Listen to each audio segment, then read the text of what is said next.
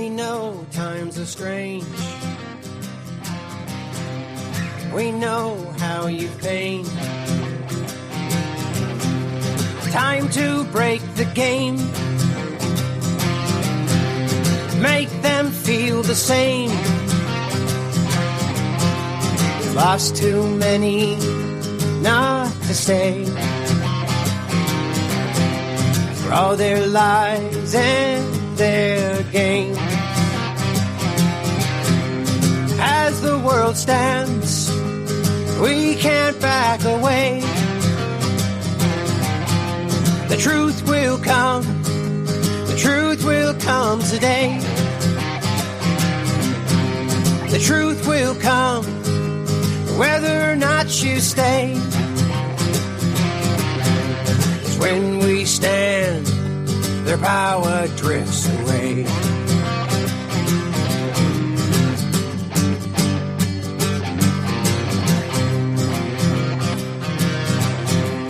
Will you stand?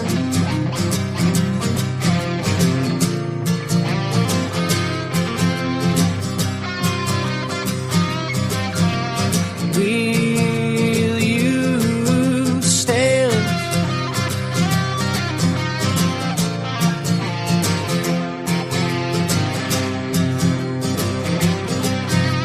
Will you stand with me?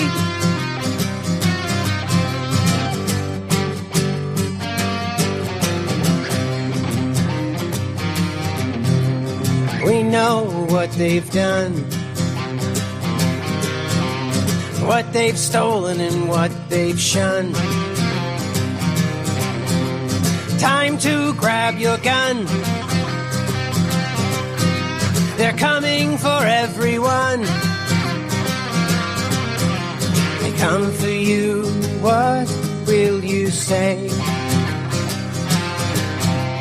Dragging you down, never to see the day. Will you stand, or will you back away? The truth will come, whether or not you stay. The truth will come, the truth will come today. 'Cause when we stand, their power drifts away.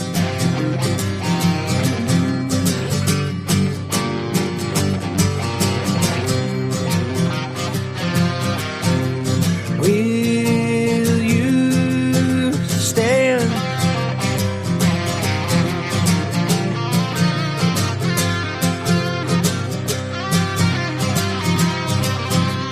Will you stand with me?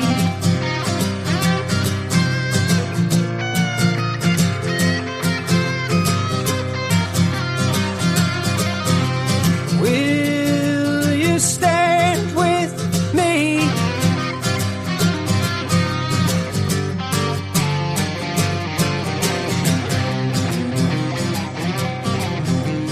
We know it's hard to change. We know there'll be pain. Nothing will be the same. But we will preserve the flame. We will remove all they have grown. Undo, unteach all they have shown. And we will strike a path, guiding us back home. The truth will come. The truth will come today.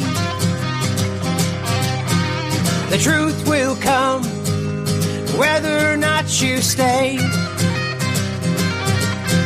'Cause when we stand, their power drifts away.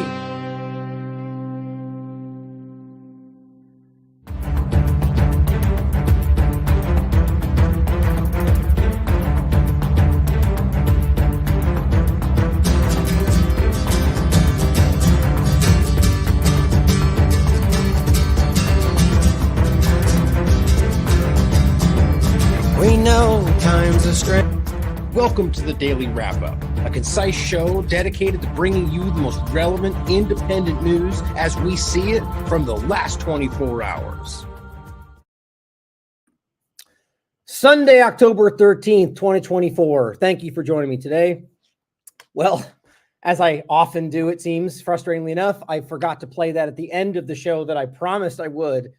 And it was a long show, too, and I'm sure some of you waited till the end, so I'm really sorry. I mean, it's probably good that you waited till the end to see what was going on, but that's my new song. Now, unfortunately, there's a few people that are maybe tinkering on making a music video.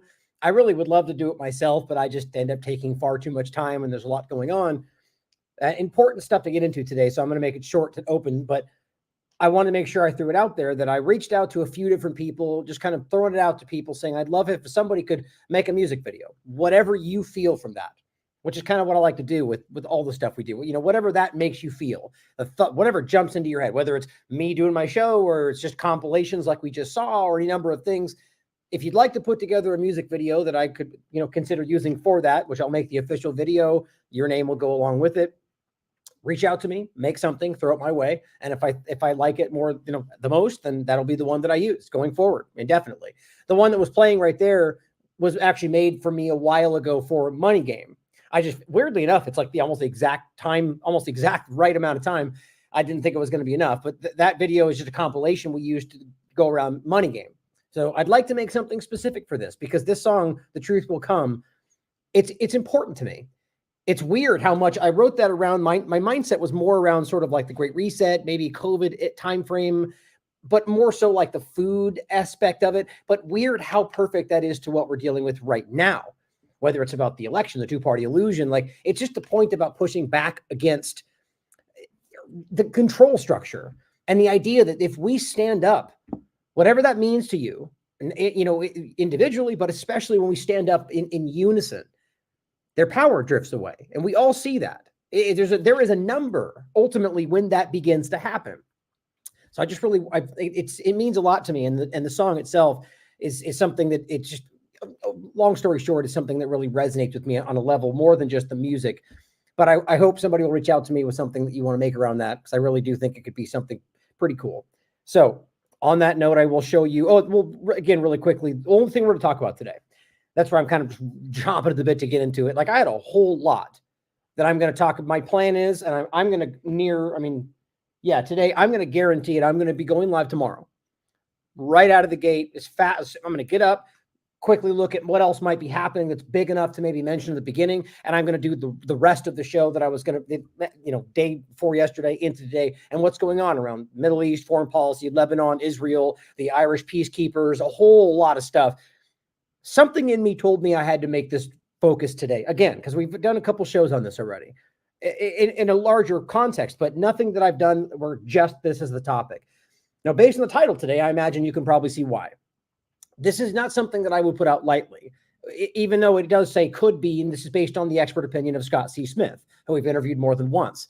And his tests from Conyers, Georgia, are about to come back. And as soon as they're ready, he's going to jump on and do an interview with us, as I'm sure a lot of other people that are waiting to talk to him about it. I spoke to him on the phone today before we went live for just briefly around a couple of different things. I wanted to get him on the record for this, which I made sure he was aware of.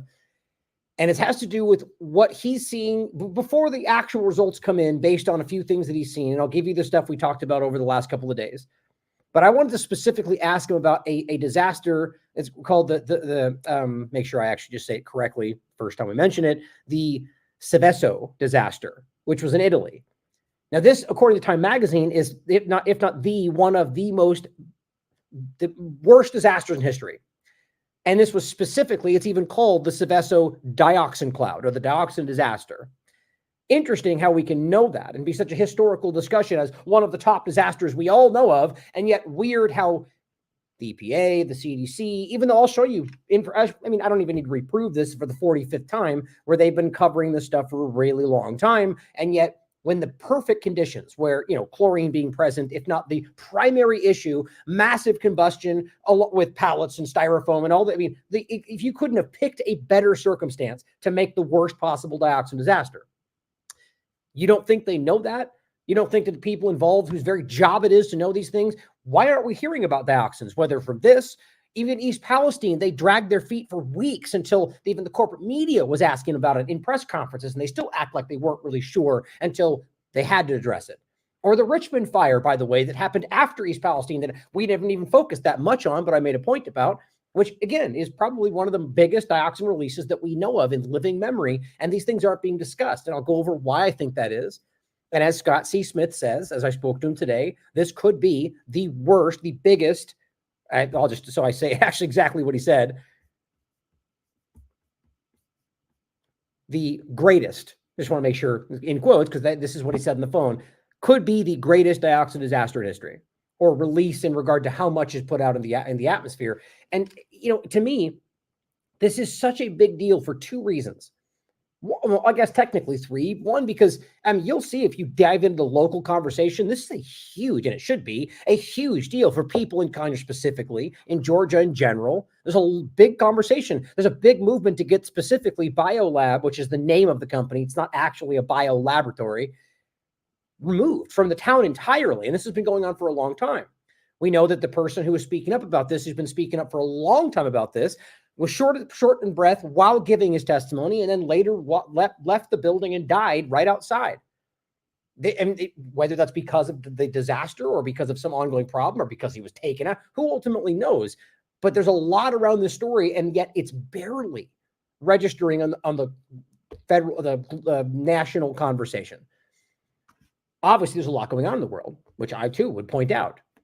But from a local conversation with now, and again, not even just from a local state even dynamic. We're talking about a national problem that goes beyond, I trailed off. So one being the fact that no one's talking about it. Number two, the fact that this is a serious problem by all accounts.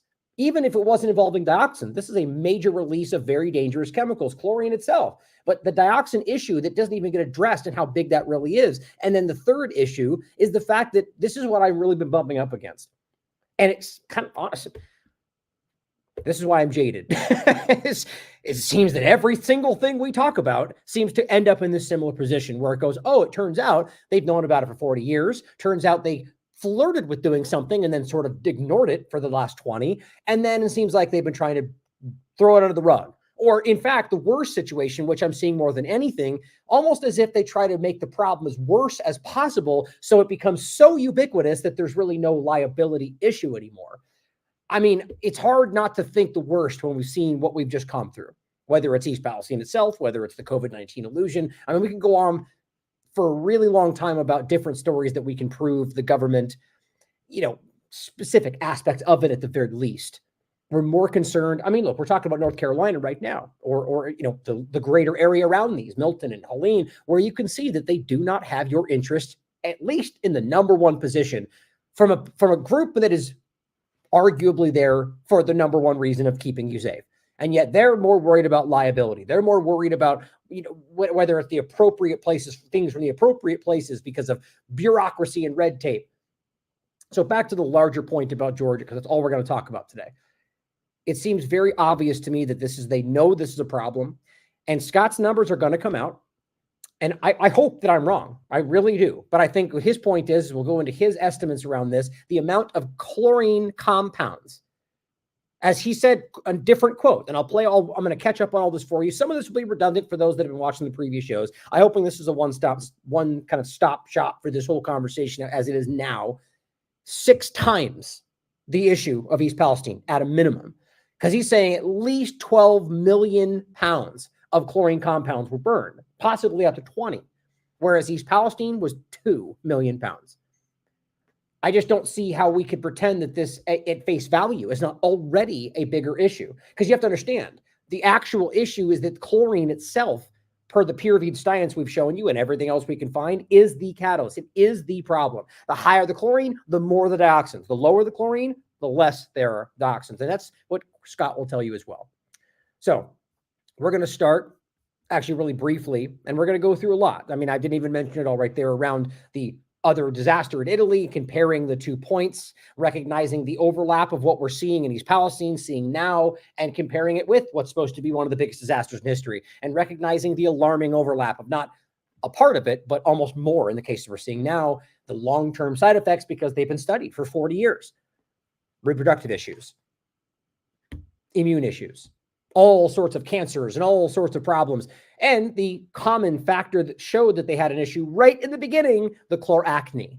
We've talked about this already from East Palestine. The acne that comes out after a massive exposure of some chlorinated products, and that includes the byproduct of the dioxins and the vinyl. So East Palestine, that was vinyl chloride, one of the things that were burning, and the dioxin byproduct of what was burned. And people had, I mean, we all heard about it. There was a lot of acne and chloracne being discussed. And the point then, as I tried to argue, that showed you a acute exposure, a problem, immediate, and that dissipates.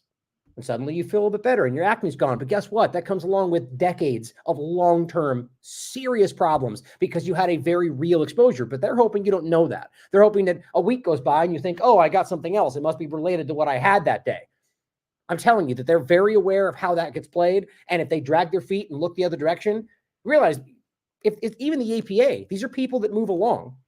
Right? They're some next administration, you got somebody new in there. So they're hoping, look, if I just don't say anything and they're not pressing me to do anything about it, I'm not the one that has to take this on my shoulders. And especially if they know that the problem is so ubiquitous and no one's acknowledged that, Americans are willfully ignorant about it, that they won't understand that. So if you're the one that wants to be honest and you step up and say, there's a dioxin problem that's been going on for 50 years or really a lot longer than that, and let's do something about it.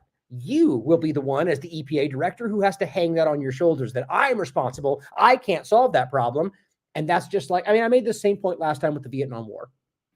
At least as the story goes, they were aware that this was not going to be won, but they kicked it down the road from administration after administration, allowing Americans to die so they wouldn't have to be the ones that dealt with it. I think that's what we're dealing with right now. Genuinely do. But we're going to get into a lot more. But I'm going to start off by pointing out the song I just played. And here is the actual page from our SoundCloud. And this is just The Truth Will Come featuring James Eckness, but the overall page has all my other music on it as well. But if you'd like to share this, please do. I'm going to be putting out, I haven't really shared it on Twitter or anywhere else because I want to actually get a video to go along with it because I think it'll get better reach, but there's the link for you if you'd like to check it out. Briefly to start, I just wanted to highlight two things. One, 2 upcoming events, and then one point about North Carolina. I just want to make sure you guys saw.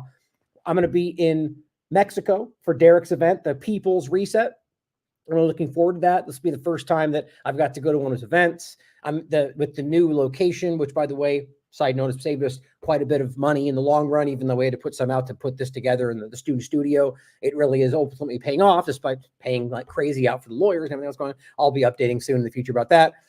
The point is that the situation now has allowed me to have a little bit more freedom and being able to go to this or the one in Sedona, which I'll be also going to. But I'll be looking forward to this one. That's in January. But we also have the event sooner. This one's up November 1st to the 3rd. I think technically the 2nd is the day that you guys will be able to tune in and watch. This is called the Liberty on the Rocks, the Voluntarism Conference. I'm really looking forward to this as well. Etienne or Howard is going to be the one putting it on. James Corbett will be there, I think, virtually. Larkin Rose, who I'm going to be playing his interview probably in the next couple of days. For sure, actually, I've decided I'm going to get that out, even though there's a lot going on in the Middle East. I just really didn't want his conversation to be missed. He's such an intelligent guy. I really hope you guys will listen to what he has to say. But exciting for this. And this is going to be, I'm going to give you a lot more on this the next couple of days. I'm going to be making a page for the Last American Vagabond where you can, so because the point is I'm going to be doing like a TLAV special where this conference is ongoing and you can pay to see these while the actual delivery will be behind a paywall, but my stream will be an all-day kind of a stream. Well, I'll be doing my stuff too. I'll be talking about my stuff and content and whatever else, but I'll be interviewing people that go up before they speak, like Derek and Howard and Larkin, and doing stuff in the crowd and talking. It'll be like an all-day stream. So it'll be kind of a TLAV version of this, promoting the conference. So it's the one and the same, but it'll be on TLAV website, and you guys can engage in our chat, and it'll be our community, as well as everybody else who wants to watch this and maybe don't want to pay and want to join our community, right? So we can raise money for TLAV, we can raise money for the conference. It'll be a whole fun thing. And it's going to be going on all day. It might be the longest one we've done so far. So honored, Howard. Thank you for inviting me. I'm looking forward to being there. More coming your way. I'll be touching on this more. So looking forward to that. And here's the actual page for you guys to check out. Now, briefly, just want to include this because I'm going to talk more about this as it goes forward because it seems to be catching attention and it's a good time to open minds. But just the idea, again, about North Carolina or the larger area, because, both Milton, Helene, the idea about this, the idea of weather modification, because this does in a way overlap to larger conversations. 70th anniversary of the first hurricane seeding experiment from the oceanic, excuse me, I can't talk right now. Atlantic oceanic, actually, how do you say that? Oceanographic. That's interesting. I've never said that out loud. I can't even think that's hilarious. And meteorological laboratory. And yeah, let me look this up really quickly. Sorry, I'm fascinated by this.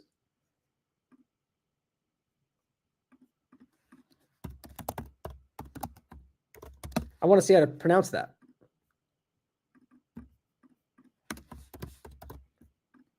It's interesting. It's a odd word. I don't want to take too much time on this. Sorry, this is taking forever. Oceanographic? Really?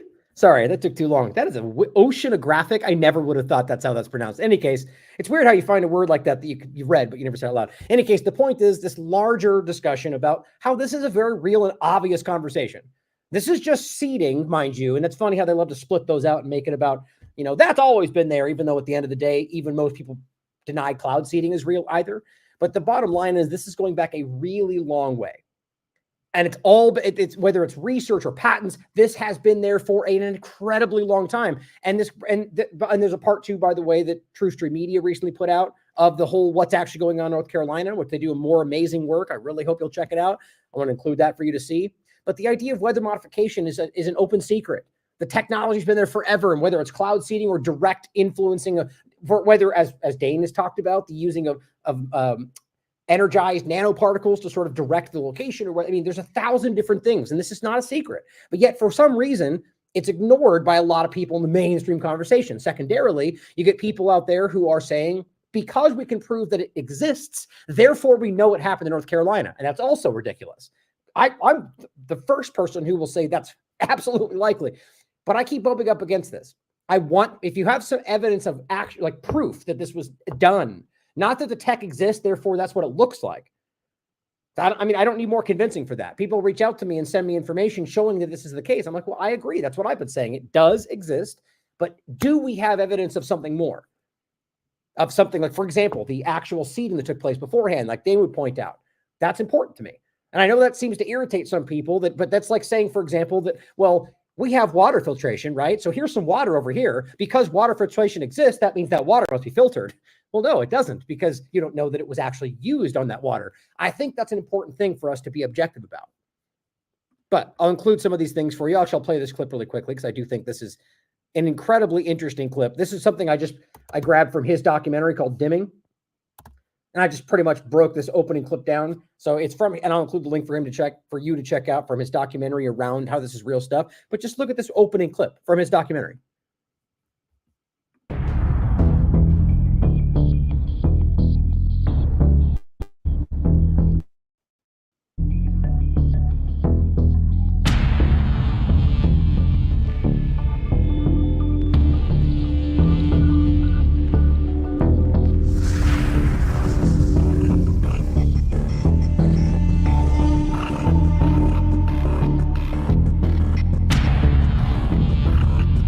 Podcast.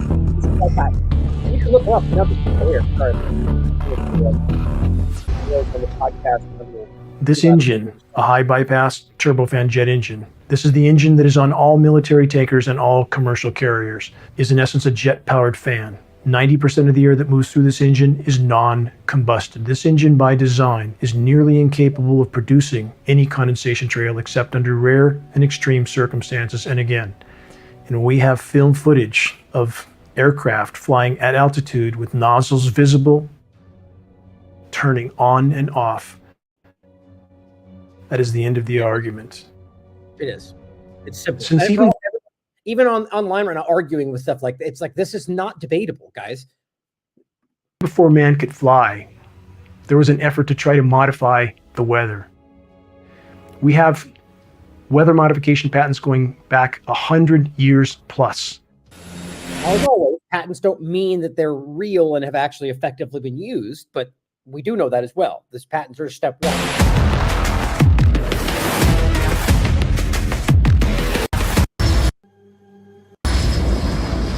anyway, that's right there, the actual documentary. Now, the reason I even want to show that today, here's the actual link to his page.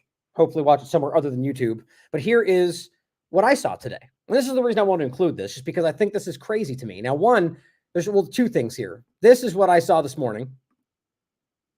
And, Tennessee, which is nothing new. I mean, this is probably a light day. But I just think it's crazy. I even already have people going, that's not real. Like, yes, it is. It's like everywhere all the time. A little tic-tac-toe right over the top. I simply said, despite the recent legislation, geoengineering in Tennessee only seems to be increasing, at least in my view. Either way, I thought this was stopping. Now, I'm not appealing to these politicians. You guys should know me by now. I'm simply trying to make a point that gets people to think. I don't think they care. I mean, some people have different opinions about, especially people in Tennessee. I'm jaded against politicians, but I tagged them all. Blackburn, Lee, Nicely, everyone involved with the bill. And I gave them the link to the actual discussion of the bill on the actual bill itself. They know all this. My point is that's not supposed to be happening, right? Even though I already knew that wasn't going to happen. And exactly like people comment.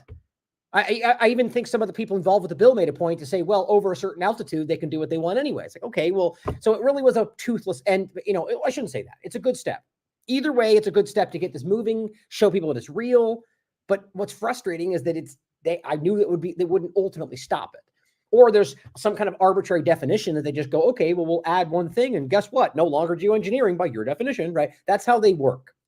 But as Trailer Park Pundit writes, it just blows my mind how unaware most of the country is. Period. I put that point around everything. It seems to be the case. But I argue by and large, most people are waking up to the general awareness that we're being deceived. I really believe that.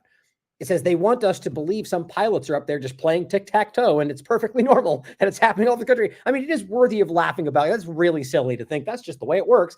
And they sit there for, you'll go back 30 minutes later and they'll basically be there a little spread out. I mean, contrails are not what you're looking at. That's not how that works. And even the other conversations of how there's like new arguments about why, at the end of the day, that is not, the arguments being put out about what that's supposed to be are not actually valid in the context of how they frame them because of 1,000 different reasons.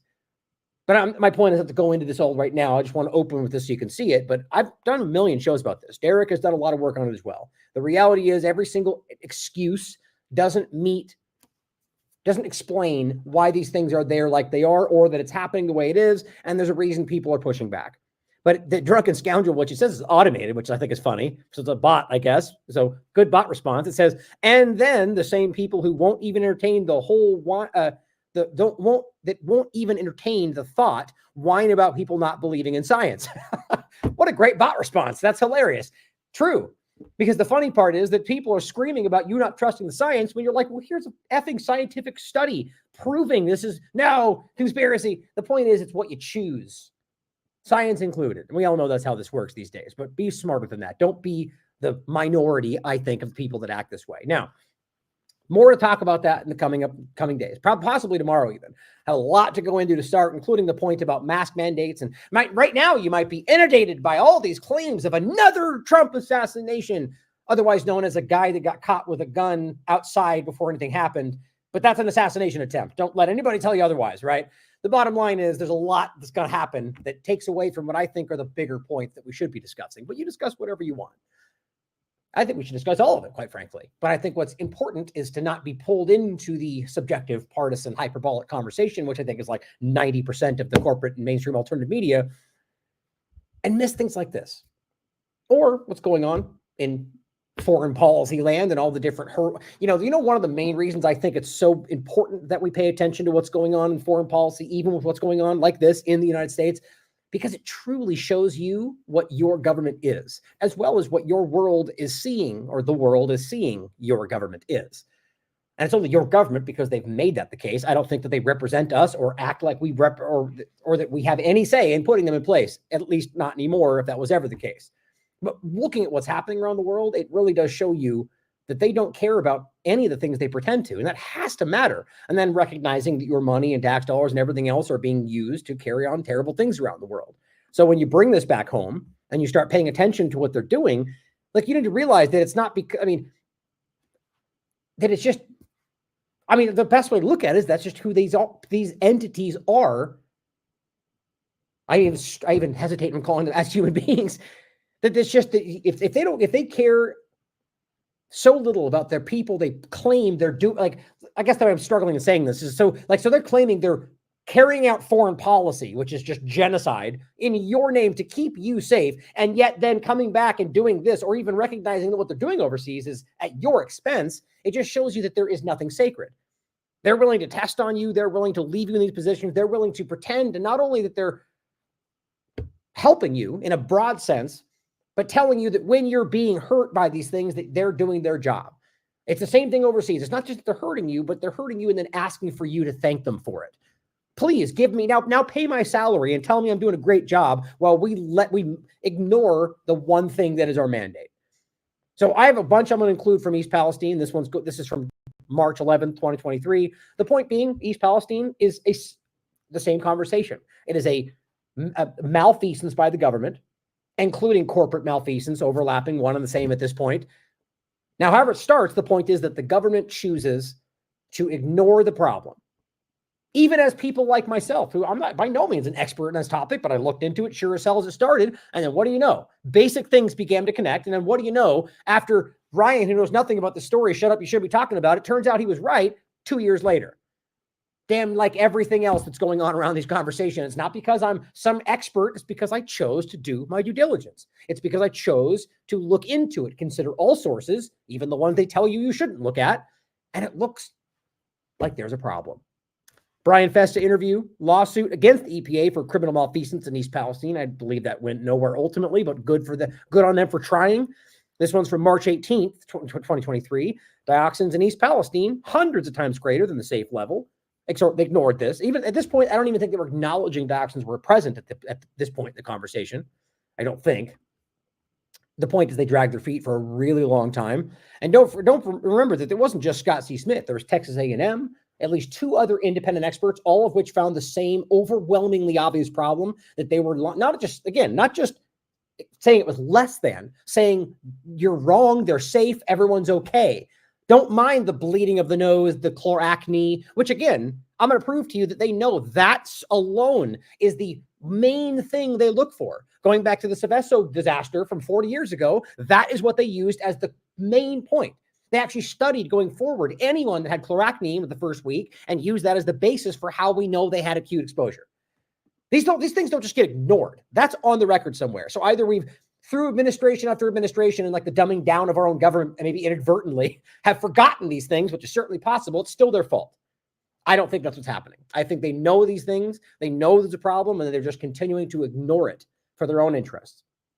This was March 22nd, 2023. EPA forcing Ohio toxic waste, forcing Ohio toxic waste on facilities not able to process dioxins.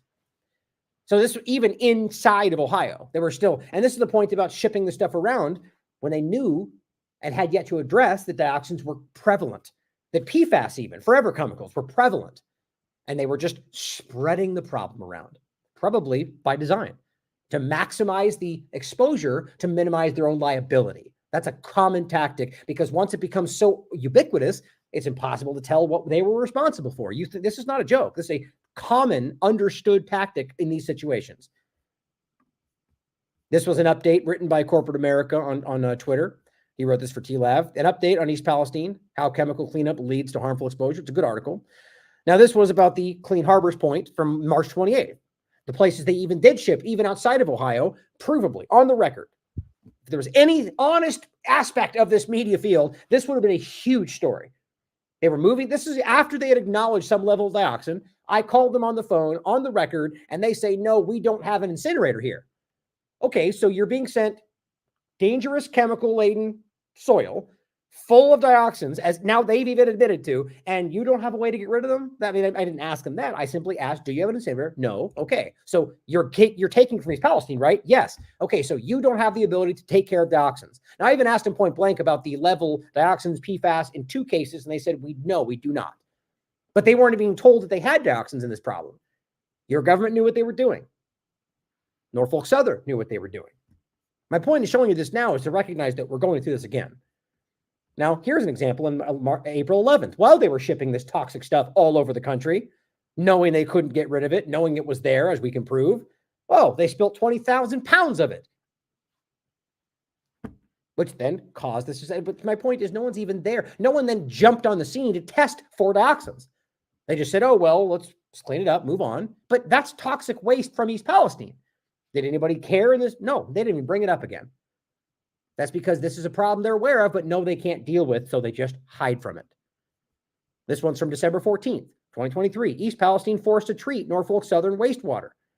That's not a joke. So after all this effort to ship it away, because then they just quietly said, well, we'll just deal with it in Ohio, in East Palestine even. Inside this community, we're going to deal with the waste, which they knew, and I could prove they weren't able to actually get rid of dioxins or PFAS. And they did it anyway. Scott C. Smith interview, June 6, 2023, East Palestine disaster and the continuing EPA cover-up, which goes on to this very day. The next one we had January 18th, 2024, EPA and Norfolk Southern continue to hide East Palestine's dioxin poisoning.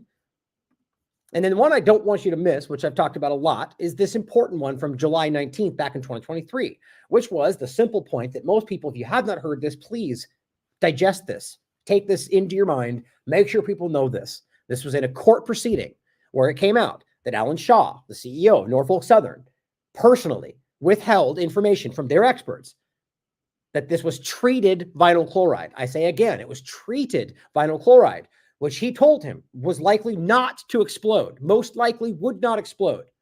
He took that information and withheld it when telling the fire chief about what they needed to do, which was they basically relayed the story without that fact, drove and pressured them, as the story goes, from them themselves to explode this. Why would you pressure that to happen? Why would you drive or omit important information around why you wouldn't need to explode it? Because this story would have gone on a lot longer. They would have been stuck with this problem. They would have to clean it. They blew it all up, which spread this problem everywhere, so much further than it ever would have gone, because we would have been dealing with largely just vinyl chloride, which is dangerous. But then they burnt the vinyl chloride, which turned it into a dioxin disaster, possibly one of the worst we've ever seen. We don't even know that still, because they've barely even tested it in the context it needs to be tested in. That's because they lied, or rather withheld information, knowing that if they knew that, they wouldn't have exploded it. They even railroaded literally the evidence, built the track, took the train out of there, only for them to dig it back up and keep cleaning. Why? Because there was either something far, far more important going on there that we never got wind of. I always thought about that. There's something in this train, something they're doing, just my personal opinion, because the way they handled it, or they wanted to maximize the disaster to minimize liability, or they just wanted to cause a disaster. And all these things seem possible today. The point, though, they found that the supposed controlled burn was unnecessary. That's what these people, you're going to have people there suffering from cancers and birth defects and reproductive issues in East Palestine for generations. I'm going to go over the data again on this in a broad sense about the half-life and the reality of these dioxins, everything about this is a major problem. So bringing this to Georgia, which is the point today. This one's from October 2nd. Major dioxin risk in Georgia, East Palestine 2.0. Unfortunately, that seems to be the case, if not much, much larger. And I'll include this for you to check out. The next one we did on the 10th, Georgia dioxin risk 6 times greater than East Palestine, according to Scott C. Smith. That's the expert's opinion. So, wanted to start with this. Of course, the highlight's gone away, but I can suss this out from in here. The point was simple.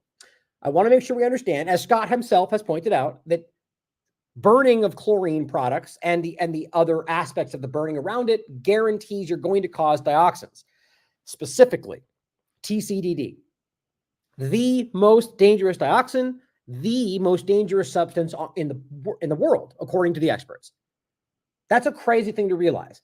If we're talking about the most dangerous chemical on the planet, don't you think they would act differently?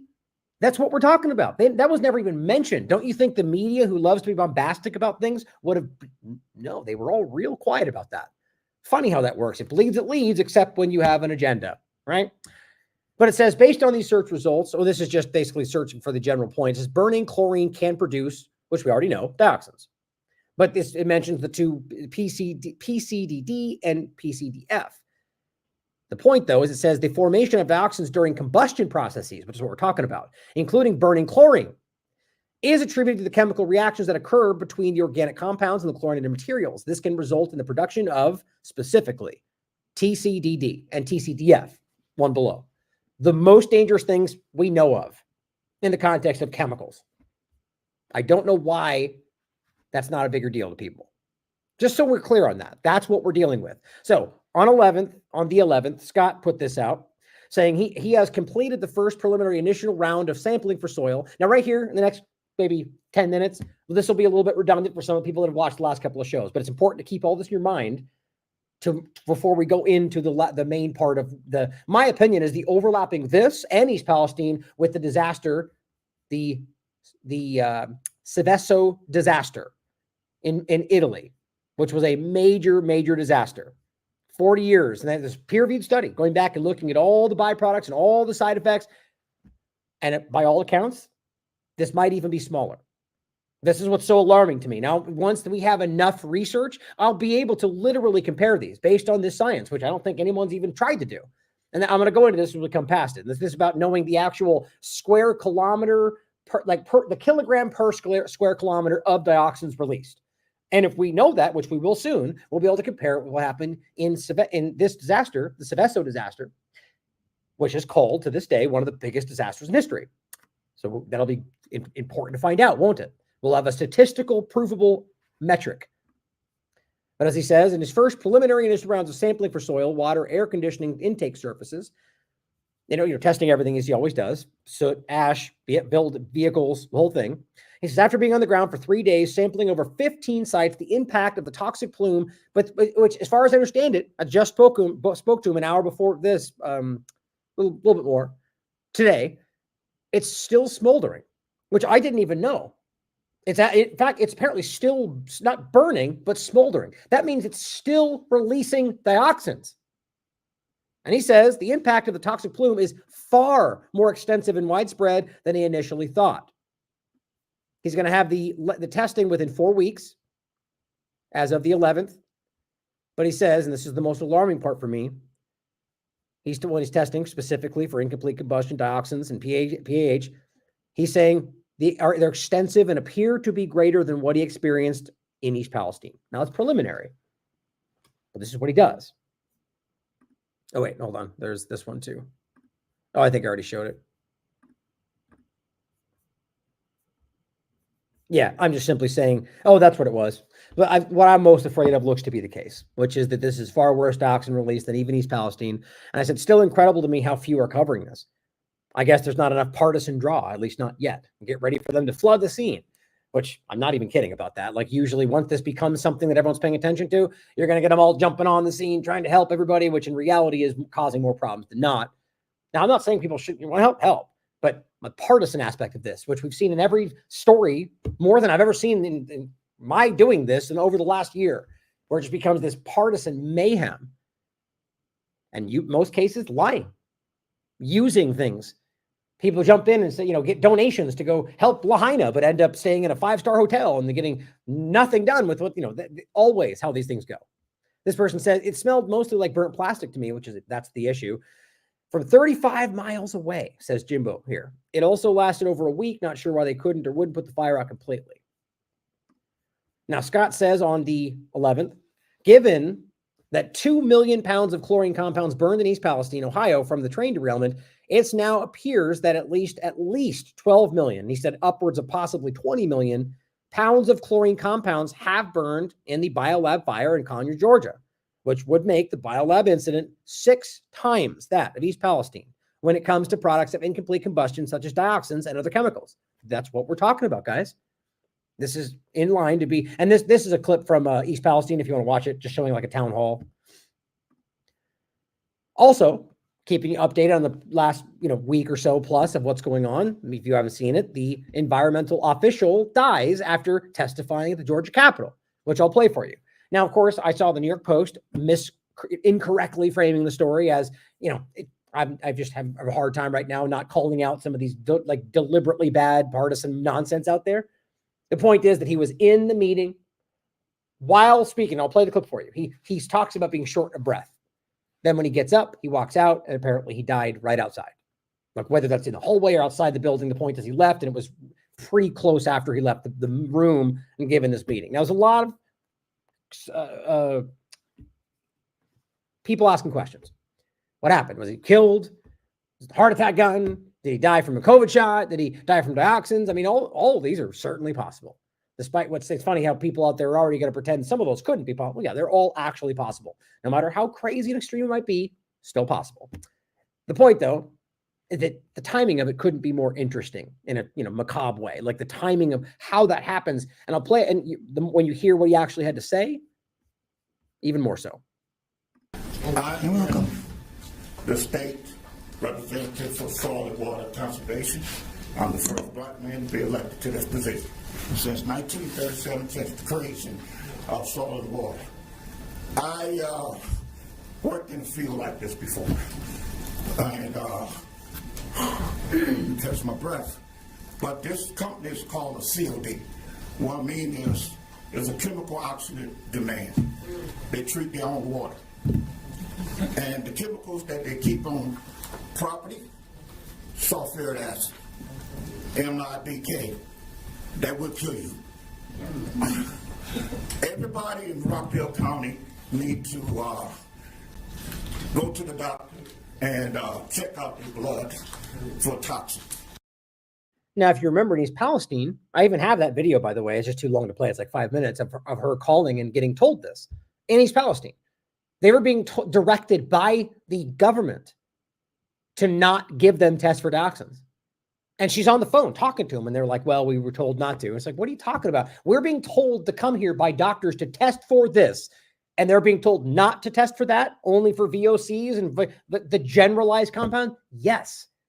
Why? I mean, what a better example to see that they're trying to minimize the view of that one thing while looking like we care. Now, you look, I mean, in your mind, even if you know if let's just say it's the provable reality, which I believe it is, that they don't know how to deal with this, and they also know it's a ubiquitous problem, what do you think they're going to do? Tell you, yes, we know you might have cancer and you might end up having, but we don't know what to do for you. Sorry. And yes, I guess if the more you dig, you're going to find out we've known for 50 years. You see my point? What do? Like, you can almost understand from a very selfish perspective why they wouldn't want to tell you what's going on, because they don't know what to do. There is no answer to this problem. So they might as well just go ignore it. My problem is not that, I mean, that's part of the problem, but the bigger problem I have is not that they're ignoring because they don't know what to do, but that they then backwardly allow it to get worse. And that might just be by accident or through lack of, just government malfeasance. But part of me wonders whether it is by design to maximize the ubiquitous nature of it, like glyphosate, because what are you going to do? Who are you going to sue now? You're going to go sue Monsanto? We should. But at the end of the day, it wasn't just Monsanto. Government was allowing this. People were using. I mean, the point is that this becomes the ubiquitous problem. It becomes impossible to deal with. Please get that out. They used to send me out every time, at least every other month. So, please. Next thing is, I asked for a federal criminal investigation. This is not the first time. This is the second time.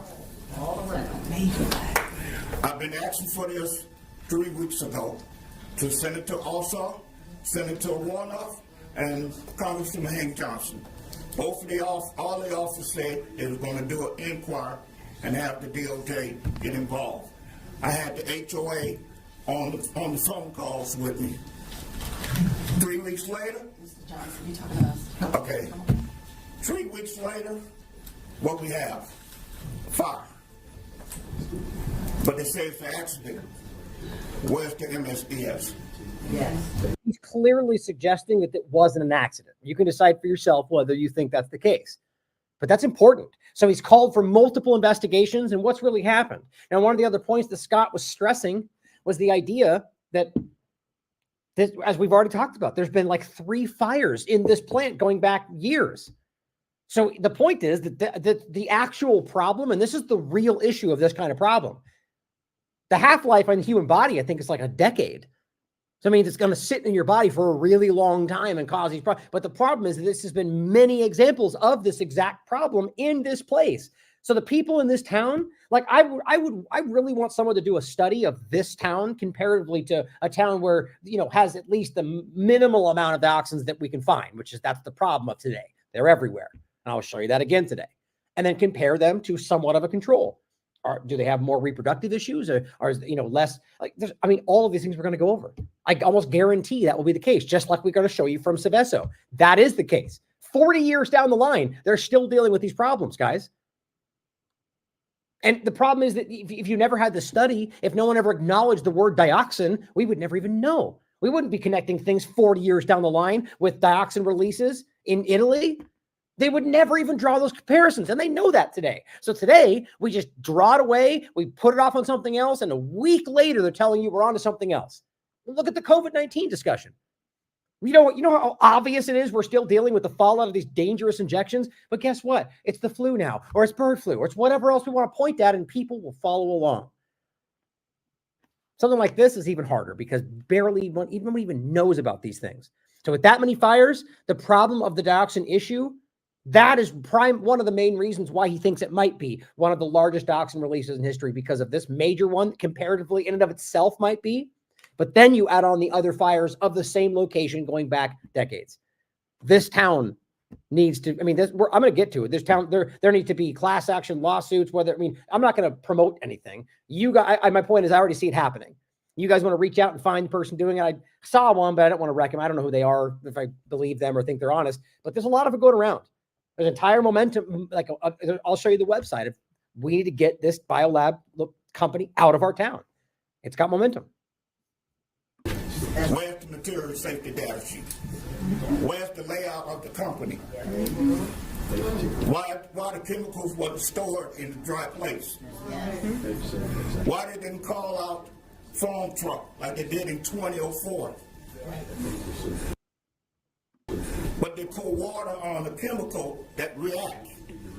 Now there's a new part of this that I didn't know about this. This is an article that just came out. And this might have been earlier, I just didn't see it in the coverage. But apparently, one of the primary reasons this became as big as it did is because they sprayed water on the fire, which caused another reaction that made this get worse. Think about that. That's starting to really seem like there's more going on here than just a clumsy accident. How are we going to solve this? We need a federal criminal investigation. Criminal. EPA Region 4 is the worst region in the United States. Look it up.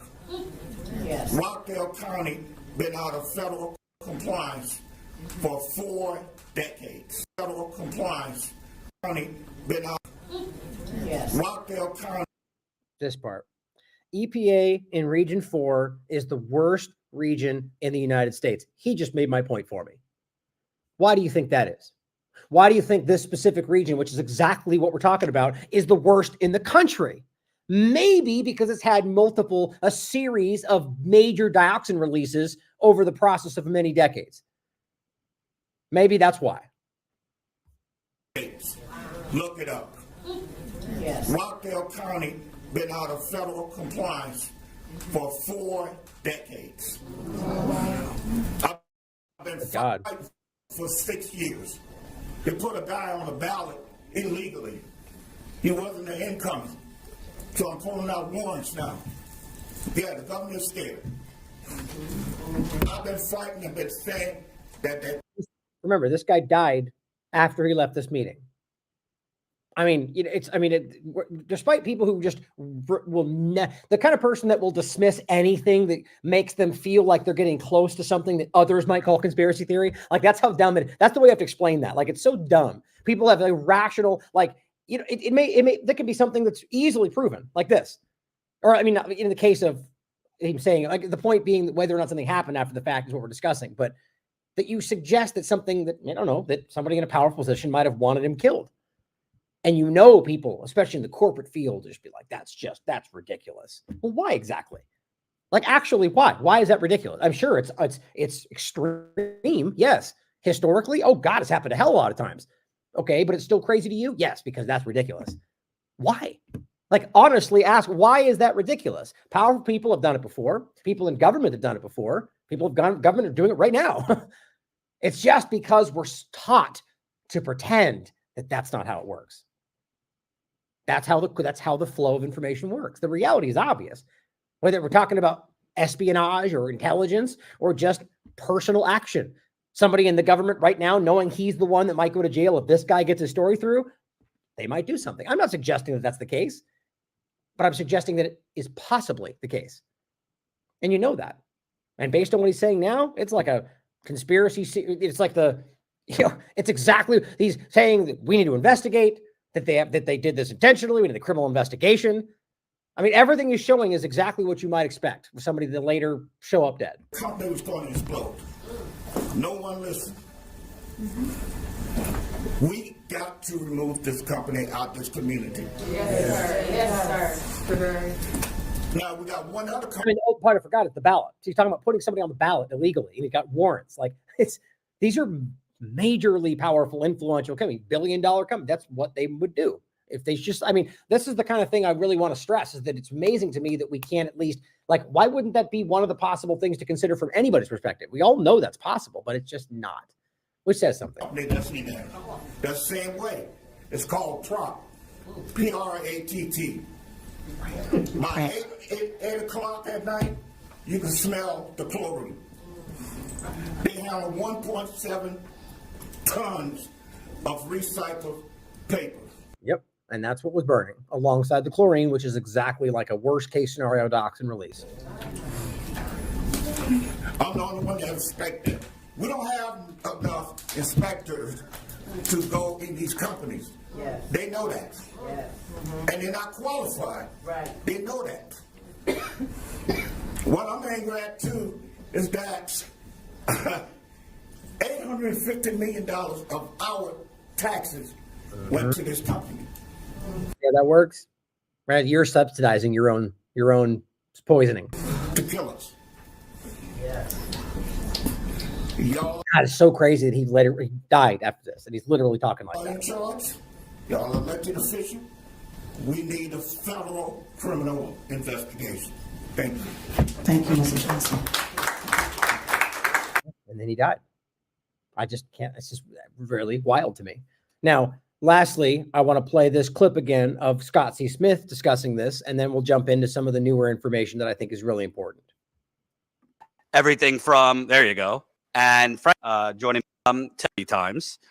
You've been to Flint and testing. Help communities, so I'm not complaining, but I can really tell when there's something without my testing results. And something was just 48 hours ago, there were people coughing up blood, passing out, and I was, around the perimeter, and the people. He's talking about Georgia, just so it's clear. People around me, we all had intense headaches, and I got a sore throat. So. And this is recent, right? So we're talking like a week afterward. This is still happening. I don't know how you explain that without something like this. The dioxin is a long-term issue, right? That's why people in East Palestine, as far as I can tell, are to this day are still suffering problems.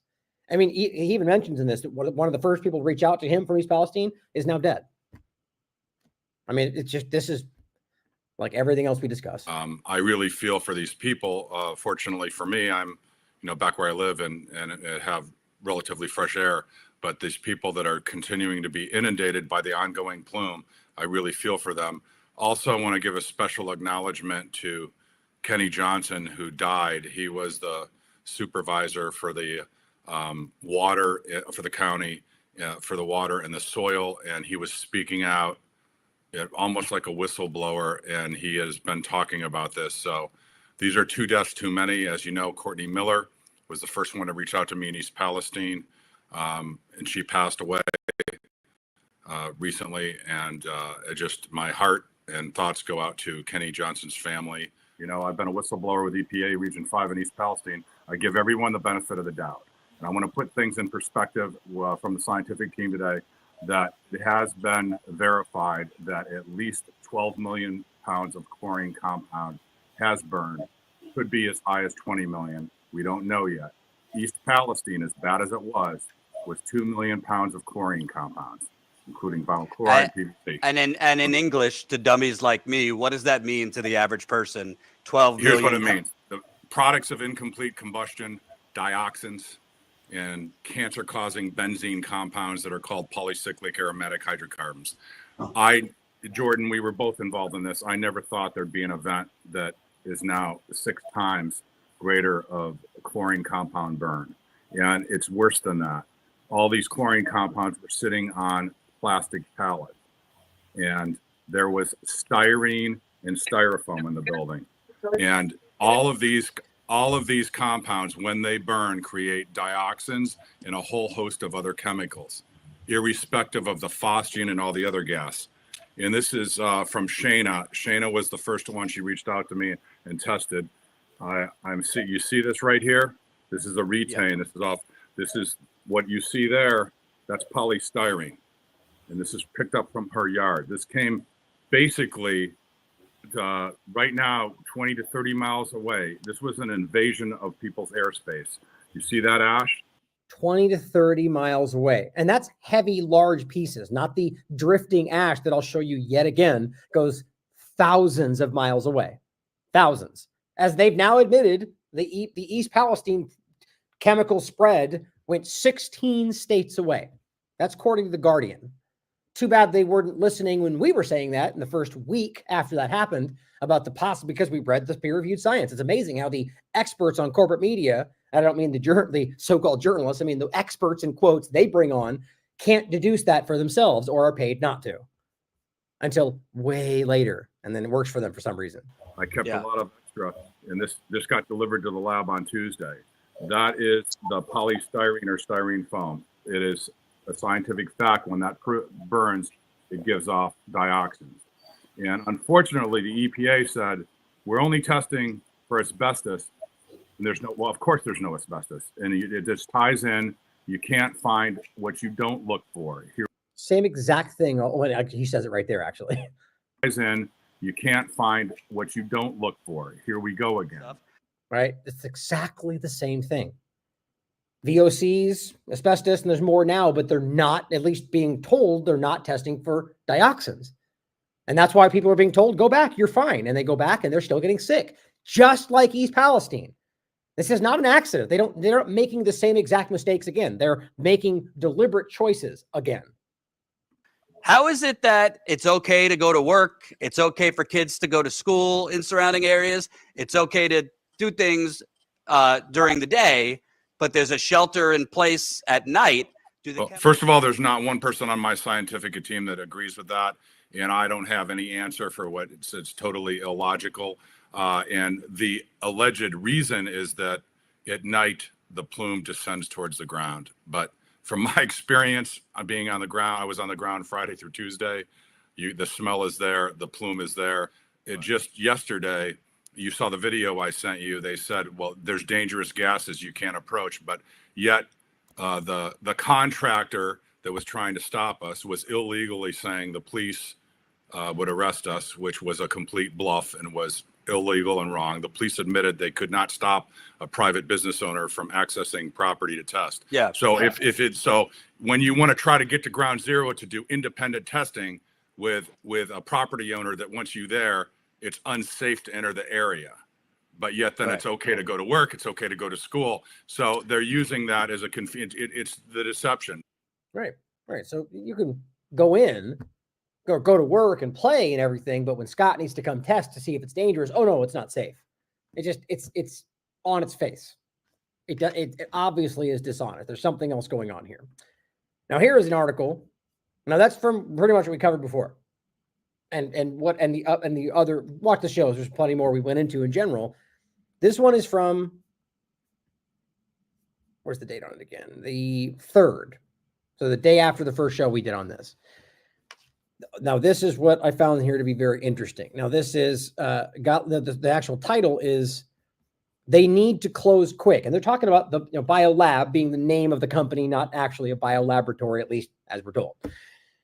Saying that she went to the hospital twice after breathing the chemical plume, and the doctors told her that she was the 80th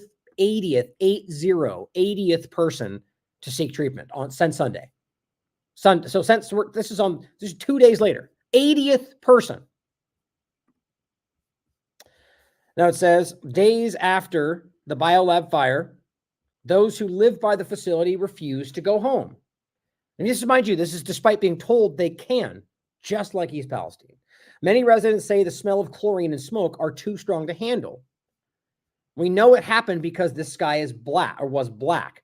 It says, right now I'm struggling to breathe and my chest is hurting because of what happened in the explosion.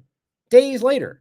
First, she went to the urgent care and got treatment. Then she got sick again and ended up in the Piedmont East Side Medical Center in Shellville by her mom's house. You know why she got sick again? Because they told her it was fine and she went back home.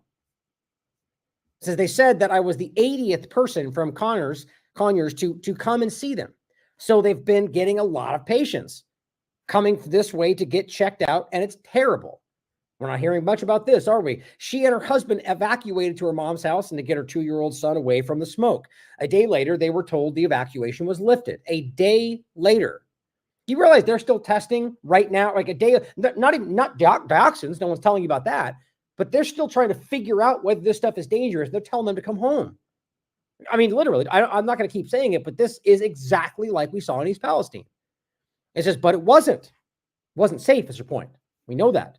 Smelling the smoke again made her and her husband, who had their asthma symptoms, worse. It says, quote, this is dangerous, especially for her because she never had breathing problems before.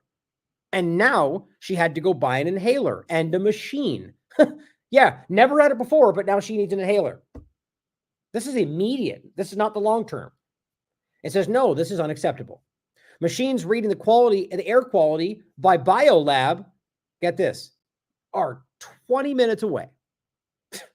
Not even tested for dioxins, but the acute, whatever, chlorine or whatever they claim, asbestos, but 20 minutes away, because that's how you do it, right? You don't test ground zero, you make it 20 minutes away because that's convenient and most likely to look like it's lesser than. And it says overnight, the officials say, were some exceedances above the action level just for chlorine, though. Not the thing that the chlorine burned and released, but just the chlorine. And even then, there were tests the day of that were 22 times above the safe level for chlorine. That was from local media we showed you. Actually, I think I can grab that real quick. I forgot to pull that one up. See if it pops up. There it is. From the local media, Brad Nitz, meteorologist, he says they found chlorine 22 times higher than the action level. 22 times higher. So over here, they found some exceedances above the action level for chlorine as the product's neutralization process at the sites, but they told them to come back anyway. It says, if you feel symptoms, this is just in case you have these, if you're in Georgia, anywhere around this, even much further away, and you're having symptoms all of a sudden after coming, or just in general, coming in contact with the smoke, they're saying, and Georgia Emergency Management and Homeland Security Agency recommends that you call your health provider, the Georgia Poison Center, 404-856-6252. Gemma says the best ways to protect yourself are to limit time outside.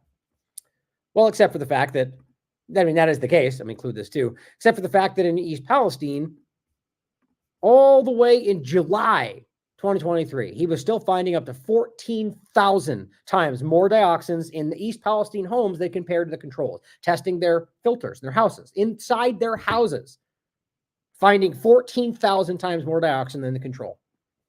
That's why they're suffering. Now, here's what EPA is saying. The EPA is using multiple monitoring instruments to monitor the air quality for chlorine and related compounds. Now, you could argue that might mean dioxins, but I'm pretty sure we know that's not the case. I mean, if they're testing it, why wouldn't they tell you? And if they're not, when they know it's there, I think it's obvious why. What are they going to do? We can't ship it anywhere. We can't take care of it. We can't remove it. So we're just going to pretend it's not there. And even if you actually thought they should be telling you, the point is still, they wouldn't have an answer for it. They don't know how to stop it from being a problem. They don't know where to take it to remove it. So here we are. I genuinely think that's what's happening, in my opinion. It says air quality in the surrounding community has improved over the last week, and chlorine levels should continue to decrease. That's it.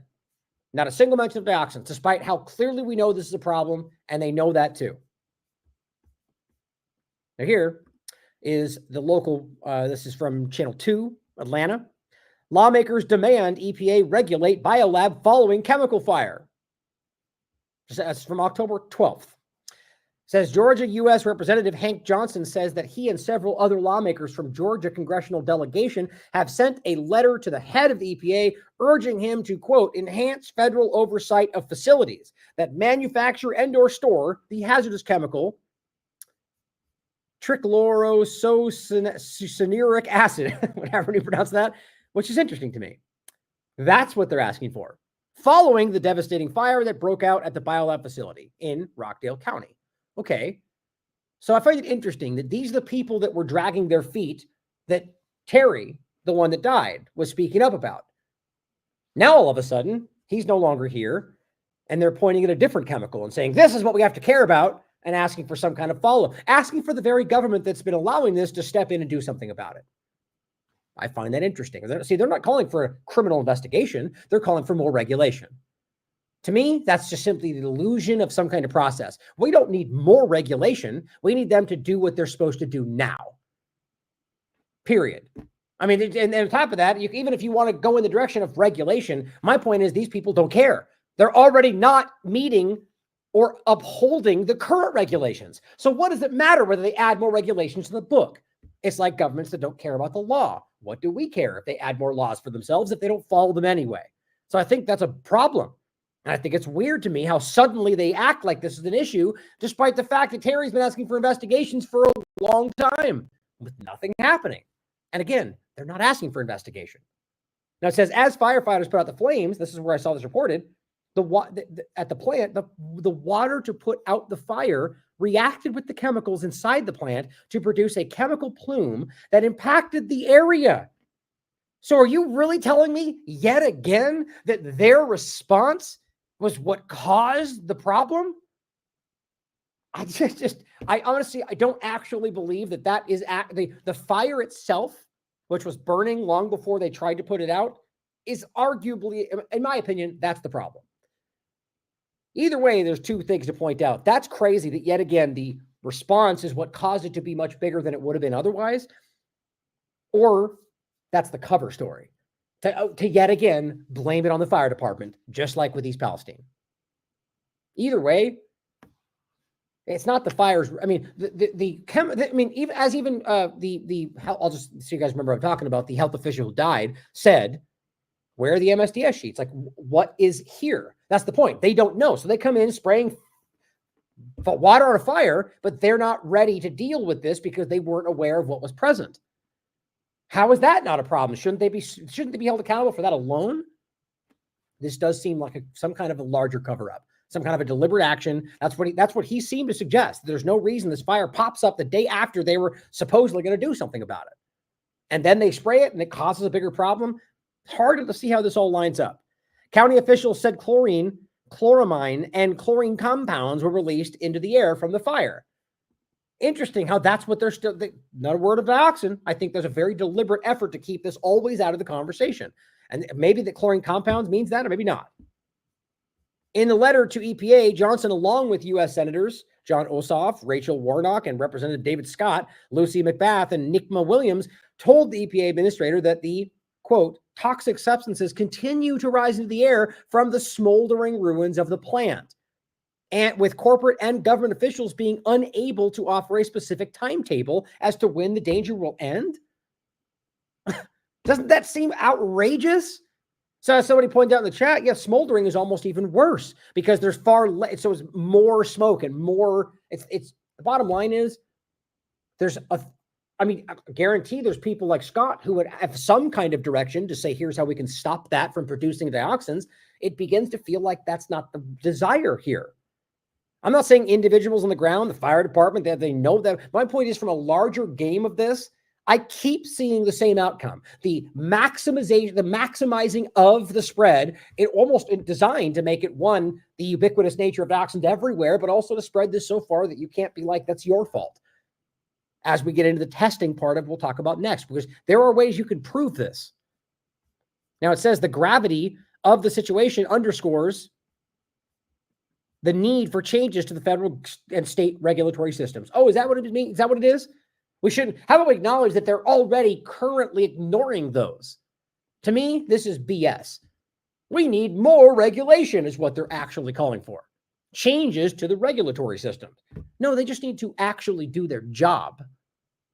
Don't need to change. It's like I've always talked about in the past. We don't need more laws for more extensions of the same crimes. Hate speech and lynching and all. No, you just need a crime that is violence or, assault. So you attack somebody. You don't need to make new variations to say, well, if they did it with this one, well, if they were thinking of this while they did it, well, that's worse. That's stupid. The law is the law. It applies. The bottom line is, in this case, it's already there. We don't need to do more abstract discussion. That's the point. They want to get you as far away from acknowledging where we currently are in this conversation. I genuinely think that. Now, I'll include the study we looked at before.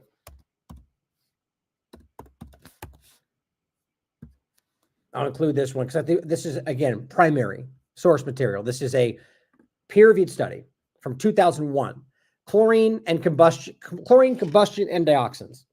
Does reducing chlorine and waste decrease dioxin formation? The answer is 100% yes. The summary is, since every single molecule of dioxin contains 2 or more atoms of chlorine, chlorine is an absolute necessity for dioxin formation. Therefore, when no chlorine is present, no dioxins are formed. Pretty easy to see how that works. So when you burn a plant full of chlorine, you maximize the possible dioxin release. So bringing this to, oops. Okay, I do want to close that. Bringing this to the overlap. Thank you to Casey Wright for bringing this to my attention. It's just Seveso with no T, but this is the Time Magazine discussion of this disaster. So in 1976, an explosion at a chemical plant in Seveso, Italy, released a thick cloud of dioxin, a highly toxic and carcinogenic substance. The disaster ranked 8th in Time Magazine's list of the worst man-made environmental disasters. Had far-reaching consequences of the local population. Now, we're going to go into this. So when you begin to see that the breadth of the problem is decades down the line, and all they dealt with in the immediacy of the problem, just even though it's called one of the worst man-made environmental disasters in history, what do you think they dealt with? Bloody nose, headaches, passing out, vomiting, chloracne. That's it. And yet still considered the worst man. You know why? Because they know what it was and they can see the long-term effects. Right now, East Palestine, I argue, in a worse position. Same with Georgia, worse than all of them, it looks like. And they're never going to allow you to connect the dot because they don't want this happening. There's a reason. And whether it's that we're at some point in history at a more honest place or versus today, I don't know. Bottom line, the disaster caused widespread contamination with animals dying shortly after exposure, which is also exactly what we saw. Long-term effects is where we're going with this. Researchers since linked the disaster to reduced fertility in both men and women. Well, what do you know? Almost like every single thing they've ever done seems to have 2 common effects: reduction in fertility, reproduction, and in reducing your immune system.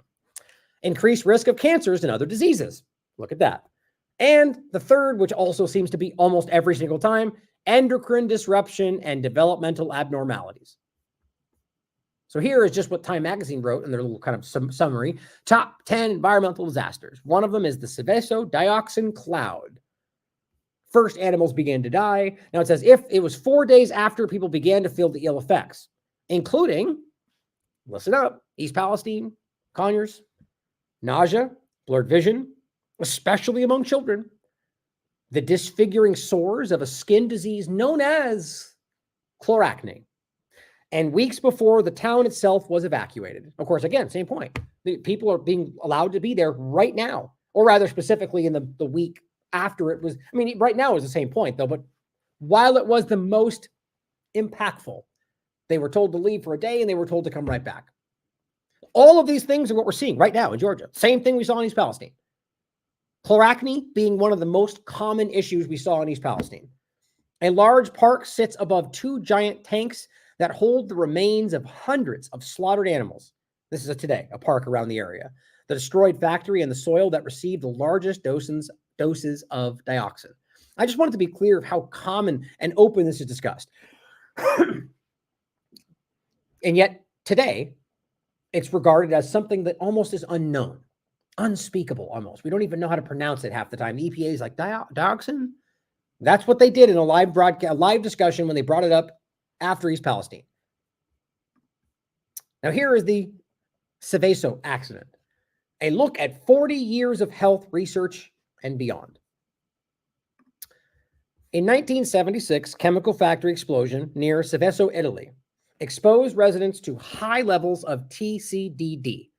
Again, which is what we're talking about, which is what Scott said today. Dioxin is a known human carcinogen and potent endocrine disruptor. To me, that's wild. It's potent.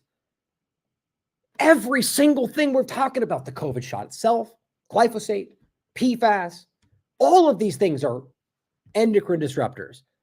Dioxin, which seems to be everywhere, is the potent endocrine disruptor. And I'll read to you what it says. I mean, this, you already know what this means. In fact, I'll just include those articles again if you want to read them, because it's important to understand that this stuff is a big problem. And this is a broader discussion because a lot of things fall into the category of endocrine disrupting chemicals, or EDCs. And I simply asked the question because this was kind of during the time frame of the trans fever.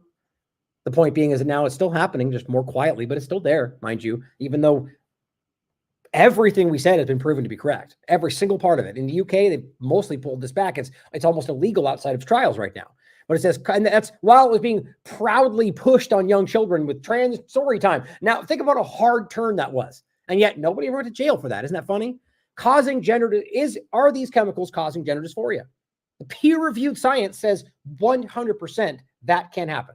That these things being prevalent in your system can lead to gender dysphoria. Peer-reviewed science. Now, this is where I referenced before the conversation of like the whole atrazine.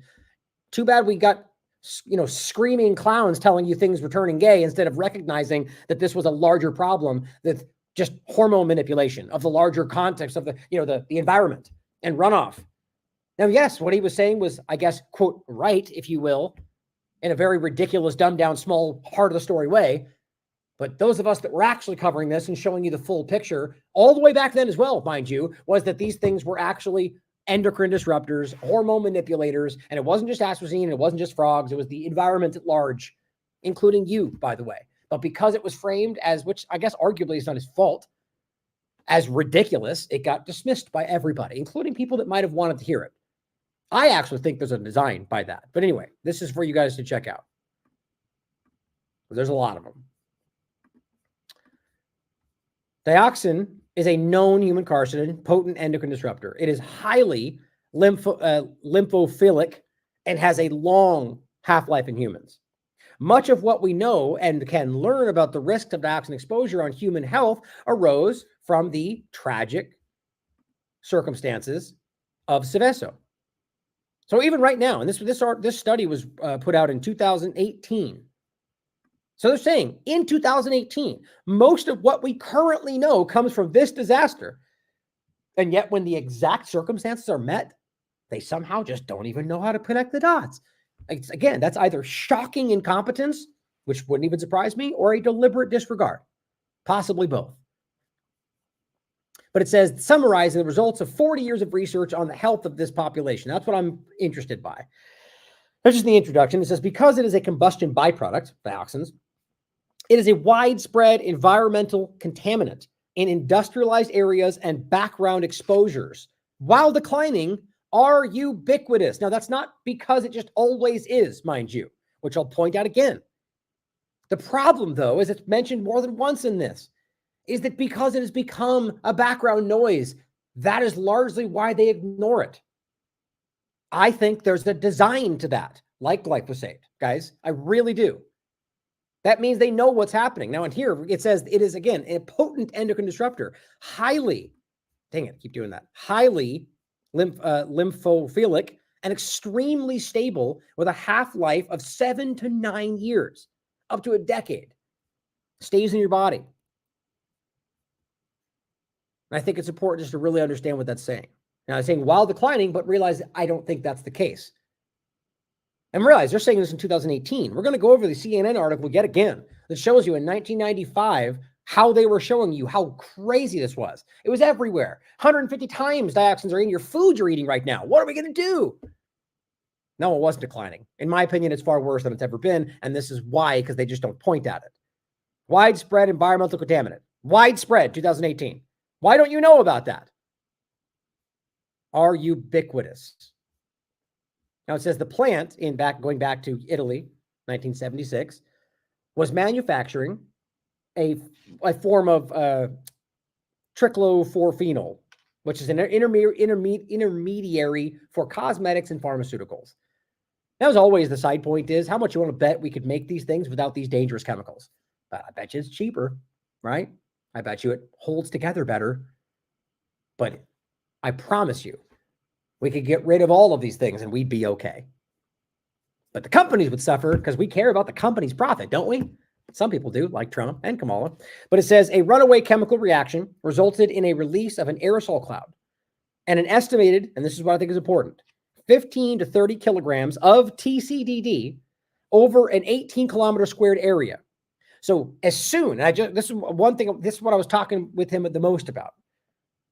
As soon as those results are ready, I'm going to get Scott on the show, and that's one of the first questions I'm going to ask. Based on your results, what is the kilogram per square kilometer that we're dealing with now? Because when, hopefully it's lower, we get the number, and it is anywhere in that realm, if not, hopefully not, but worse, it will show you a metric you can use to prove this. It says area residents in the path of the aerosol cloud developed nausea, headaches, eye irritation, and 19 children were admitted to local hospitals with skin lesions. Sound familiar? And this is one of the worst disasters, environmental disasters in human history. Nausea, headaches, irritation of the eyes, nausea, chloracne. That's what they're talking about. That's exactly what happened in East Palestine. Funny how we regarded that as I'm not going to harp. The point is that obviously this should be regarded as a similar problem. If the same things that happened there because of the same byproduct, maybe we should acknowledge that was equal, at least. And realizing the area, right? I mean, that's like the same point. 15 to 30 kilograms of TCDD over 18 kilometers. I'm going to show you that this went 16 states across. 2 million pounds of chlorine compounds were burned. I think it's obvious to say that was worse. And it says, in the ensuing weeks, back to 1976, the area experienced high animal and plant mortality. What did we see in East Palestine? The entire river was dead. Fish, frogs, we saw chickens, we saw animals, we saw wolves, we saw, many different things. And these are not my opinions. These are provable examples that we very carefully researched. Look back at our work. I gave you a lot of links to look back through our shows. It's all easy to prove. There were 3 people that I know personally that were there on the ground. One of which we had an interview with. I mean, it's all this stuff is easy to prove. And nearly 200 cases of specifically chloracne were reported. And that is what they used to base this entire study on. Primarily, the idea of those who had chloracne and the locations they were in compared to those that didn't. Why? Because that was a deciding factor. That showed they had an acute exposure. So if you had chloracne out there, recognize what that's showing you. Excuse me. Now it goes on to say, although soil dioxin levels have been used as a proxy of exposure, these levels do not reflect variation in individual level frequency and duration of contact with dioxin-contaminated media. Their point is, yes, we can test the soil, and we can tell you what the kind of broad general problem is. What they want to know is whether the individual levels were, based on the chloracne as a kind of base for whether you got exposed, and then testing that versus those that had no exposure. And it says in 1987, 11 years after Sevasto accident, 11 years, the CDC, so they do know what this is, develop an analytical method specifically for testing this problem to measure TCDD concentration in human blood. So ask yourself, if they developed sort of like this seminal, this test that we've decided is the way, the analytical method to test for dioxin in the blood. And yet they were telling somebody in the level of the hierarchy was telling the hospitals not to test them for this in East Palestine. And on top of that, why aren't they making sure we know about this in all sorts of locations? Well, CDC sure as hell knows how to test this against the background to know whether you're in dangerous, but they're not doing that.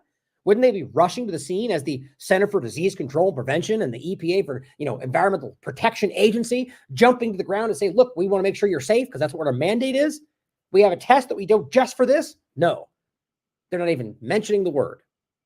It says this new method and nearly 30,000 stored samples at the University Laboratory of the Hospital of Dioxin opened the door for more precise measurements of individual exposure to be examined in relation to the health of the population. That's important for even right now. That means the CDC, and also, as we'll point out again, the next point down, why is the CDC doing this in Italy? That is interesting, isn't it? Do you think that's because they're kind? They just decided that we're going to go help out Italy? Probably not. 30,000 samples they currently, or I would imagine currently, have stored in a hospital for this exact idea, to be able to examine them in relation to the health of the population, even today. So you could compare your blood samples to these stored CDC samples. You got a FOIA request? I doubt they're going to want you to know what it looks like to have a high level of dioxin in your blood, because then you'll be able to know what you're dealing with. But I think we already know where we're at. That down here, it says in 1996, 20 years after the explosion, a historical cohort study was initiated on the female residents, which we're going to go through all this next. But guess what it was funded by? The NIH. Interesting. So the NIH and the CDC get involved with an Italian disaster decades later. Why do you think that is?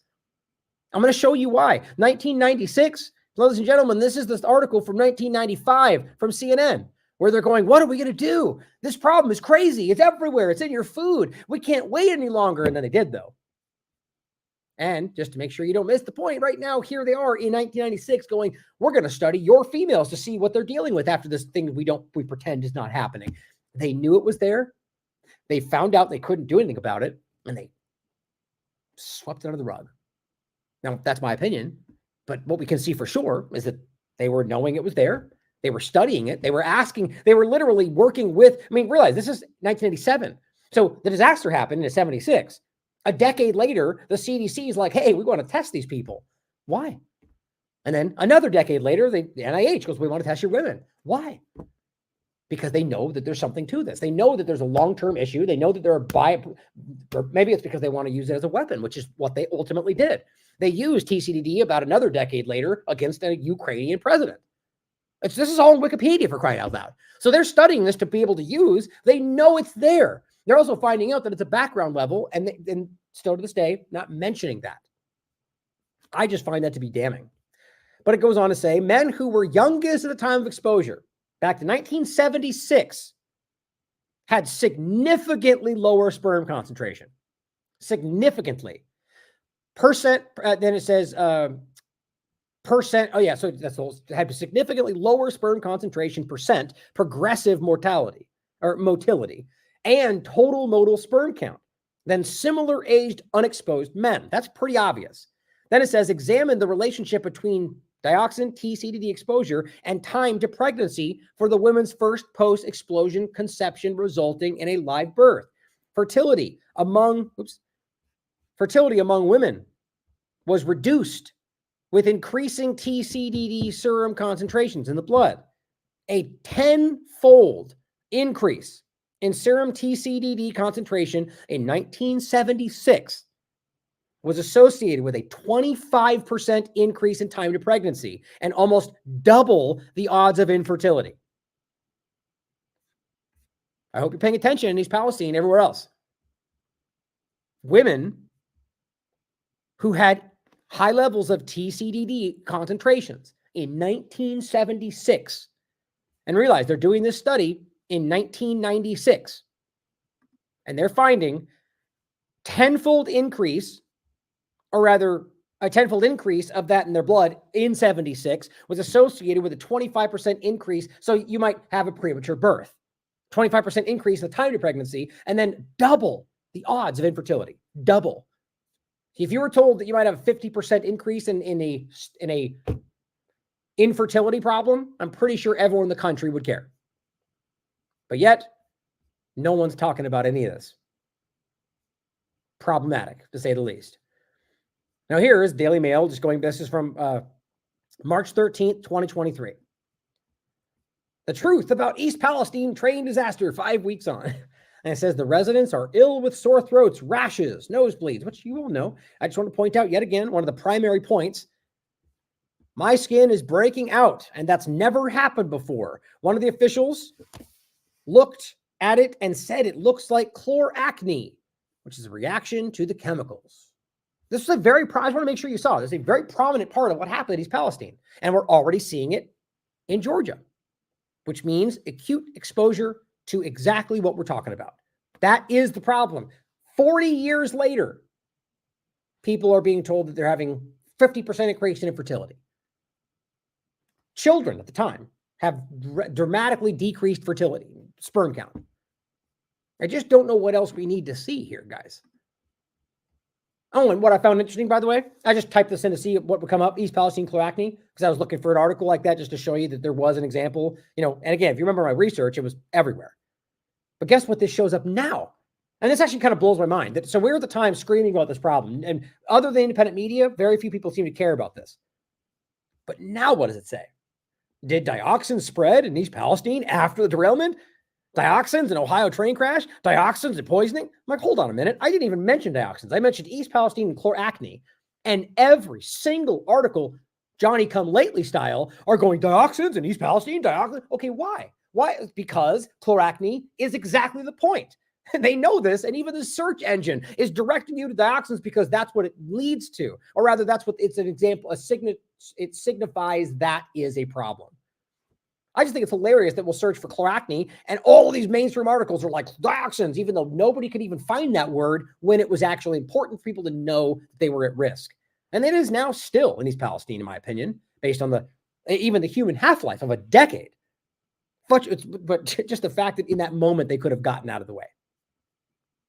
Now, for those that haven't seen this, if you have, you've seen this before, but I want to reiterate this. With all that in your mind, this is from 1995. This is from CNN, an article called Dioxins May Be Creating Larger Problems Down the Road. Yeah, you have no idea. 1995. Now it says, from the moment you get out of bed, chlorine is part of your life. But there are potentially harmful side effects from our chlorine use. One of the side effects is a group of unwanted chemicals called dioxins. Oh, how casual that is. You're not going to find them even mentioning that word today unless they're forced to. As dioxin becomes airborne, it travels thousands of miles away. Thousands of miles away, which I back up with this study from the year 2000, which I've showed many times. Very quickly, a study from Arctic Canada. Long-range air transport of dioxin from North American sources. Quickly summed up, you have Inuit populations. Some people call them Eskimos. In this case, that's incorrect. In this location, they're called Inuits. And the point is, in Nunavut, Arctic Canada, these people are breastfeeding, these women are breastfeeding their children and finding dangerous levels of dioxin in their breast milk. Despite the fact that there's not a dioxin source within 200 miles of where they live. And the study found it's literally because of long-range air transport of dioxins from where you live. Think about that. If it's dangerous for their children and their breast milk all the way in Arctic Canada with not a source in 200 miles, maybe we should be asking about the people that live right next door to these places producing the chemicals, don't you think? Right? Or how about anywhere in the United States? If they're that far away and they're still getting hurt, guess what's happening to you and your children? Why aren't we talking about this, which seems to be the biggest thing in any of these conversations? And I've been talking about this kind of stuff for a long time. The more I dig into this, the more it becomes obvious to me that we're in a pretty bad way. And then we wonder, why do we all have cancer? Why does that 1 in 2 people in this country get cancer before they die? Why are we all suffering from all sorts of chronic illnesses? These things don't just happen. You just get these things sometimes. No, you don't. These things are happening because your body's dealing with a problem. That's what the reality is. You wouldn't be having any kind of problem. You don't just wake up without cancer. Sometimes you just get cancer. No, you don't. Your body is dealing with something. That's the point. This is why we could tell for sure they know about it. And 2, it is happening in your backyard. So back to the article. As dioxin becomes airborne, it travels thousands of miles away. Like with East Palestine, the smoke and the uncontrolled burn, that was a catalyst. That's why it propelled itself 16 states across. I'm willing to bet you it's more than that. Again, this is from The Guardian, June 2024. Hey, way to catch up. We were there the week this was happening. Chemicals from East Palestine derailment spread 16 states. Too late now, though, but glad they're reporting it after the fact. And it goes on to say, dioxin ends up in animals or fish where it's stored in their fatty tissue. And again, with a decade-long half-life. And when we eat these things, dioxins move into our fat. So you're just building this stuff up. And it says the EPA says chlorine compounds like dioxins can cause serious problems. Oh, funny, they do know about it. Funny how they're just confused about it right now. And researchers say it's everywhere. That's literally what it says. Researchers say it's everywhere. I don't know how to do that. Gosh darn it, this thing's driving me crazy. There we go. No, if you can acknowledge that in 1995, why wouldn't we be talking about it? I mean, I'm not actually asking these questions. I'm hoping to trigger that thought to connect with what I was saying earlier in your mind. We know why. Because it is already everywhere. In 1995, can you only imagine where it is now? I genuinely think they don't know what to do. To see how widespread it is, we commissioned a study. A dioxin specialist, Dr. Arnold Sector, he gathered several of our favorites and sent them to the lab. Can you guess what he found? From reading what you found on the fast food, doses of dioxins in hamburger, chicken, and pizza are already higher than what they say is safe. Yep. Big Mac or Pizza Hut personal pan pizza, Supreme Pizza, 3 pieces of KFC give you about 8 to 150 times more dioxins than the EPA feels would be reasonably safe. None of them are reasonably safe. They're dangerous at any level, guys. The restaurants can't help it, they say. Dioxin has had years to build up in the food chain. Why? Because they don't do anything about it. That's why the EPA wants to change the standards. And guess what? Nothing happened. In fact, changing the standards was ignoring it from the conversation. It recently said even lower levels of dioxin may hurt us. Yep. Guess how? By weakening our immunities and attacking our reproductive system. It's almost like design. Though EPA's review board thinks that maybe the lower levels are too restrictive, while others say not enough. So even then, the EPA was going, yeah, maybe we shouldn't care. You see, it's not hard to see how this went down. Dioxins in the doses we're talking about will not kill us. And again, that's not even the acute exposure seems to immediately kill you. It's about the long-term degradation of the body. I mean, it says you and I eat Big Macs and we're alive. Right, just being alive is all we care about, right? No, you're not being alive, eking out a system in some hospital bed. It's about being healthy.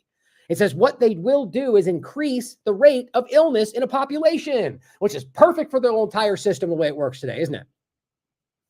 And you found basically that what you were seeing in the infants was also showing up in the 4-year-olds.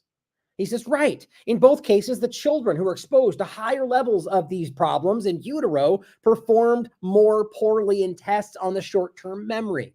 Right. And you combine that, this is me speaking, you combine that with the fluoride problem that we now have admitted, but they're still not going to stop.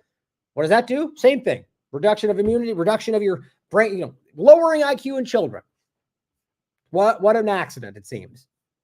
So, and they know that, and they're still using it right now. Don't you think it was actually awareness of the problem, they would slam on the brakes? No. It says what they do know is that children were impacted, and it happened in the fetal stage. So again, we just went over this, breastfeeding, but this is pregnant. It's a lifelong span. And they're telling you the way this affects your children. So if you live in these locations, let alone seemingly anywhere in this country, recognize that your government is not caring to even tell you about a problem. Because there are things, I'm not even getting into this today, but there are things that we could do to in some way take effects to detox your body. What I'm talking about is the fact they love to take action they claim is for your safety to regulate your life to the ground. But with things like this, they're not even trying to slow it down.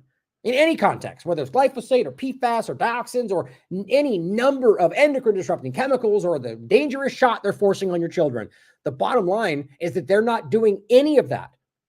When we can prove these things are dangerous, but there's something, you say a negative word about Israel, my God, you should be in prison. It shows you what they actually care about. It says it's that kind of study, more evidence, which has led some scientists to push for the phase out of chlorinated compounds. Yeah, I wonder why. Smart people who understand the science are going, stop using these in general. And they go, no, politicians say we shouldn't care. It says, but the chlorine industry says the proof just isn't there. Oh, I see. So the industry who has a profit motive and would lose everything if you stopped making these allowable feels that you're wrong, scientist. I wonder why. It's a shocking thing to find out. And guess who they leaned in with? Guess who the Trumps and the Kamals of the world leaned in with? Big business. That's how this works. With the GMO dynamic, with everything we talk about, even the trans conversation, guess what they were leaning in with for a year? Well, the politicians say, the experts in the field, when in reality, the science was already there. No, you're killing kids. You are deforming them for life. In this case, you're getting them sick. And the shots you're giving them, all of it's the same conversation. The people with the interest in maintaining the problem seem to disagree. Israel will investigate themselves. This is who we're dealing with.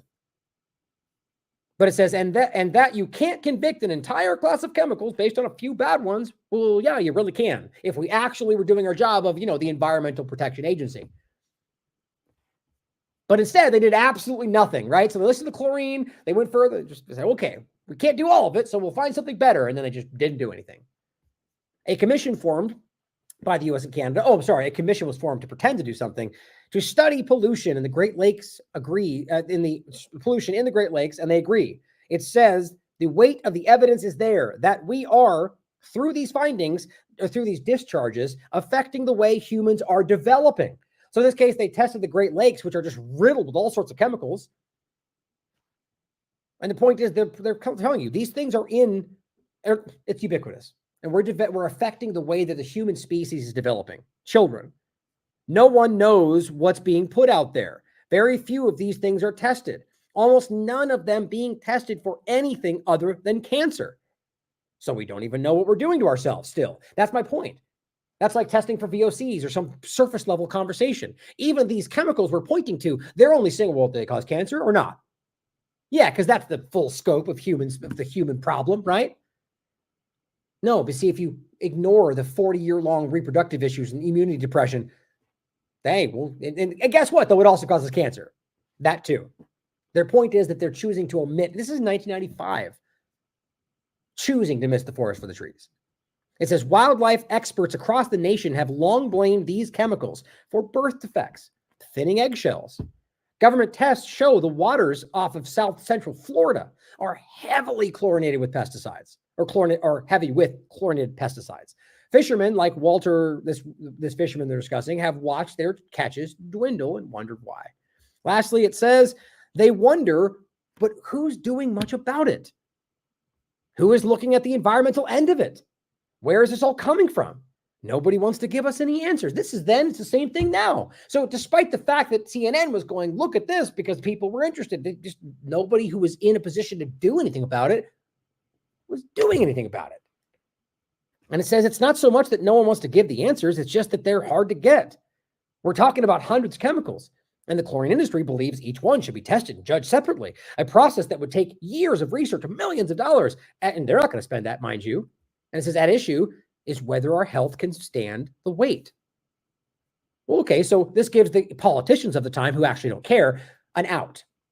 They can go, okay, then start the testing. And then somebody pretends and feigns some kind of interest and we begin the testing. And then, as I said last time, another administration comes along, 2, 3, no one's even caring. We don't even remember what color, we don't remember what we did that morning, quite frankly, in the political sphere, let alone what ongoing investigations are supposed to be done by an industry that doesn't care about your health while pretending to.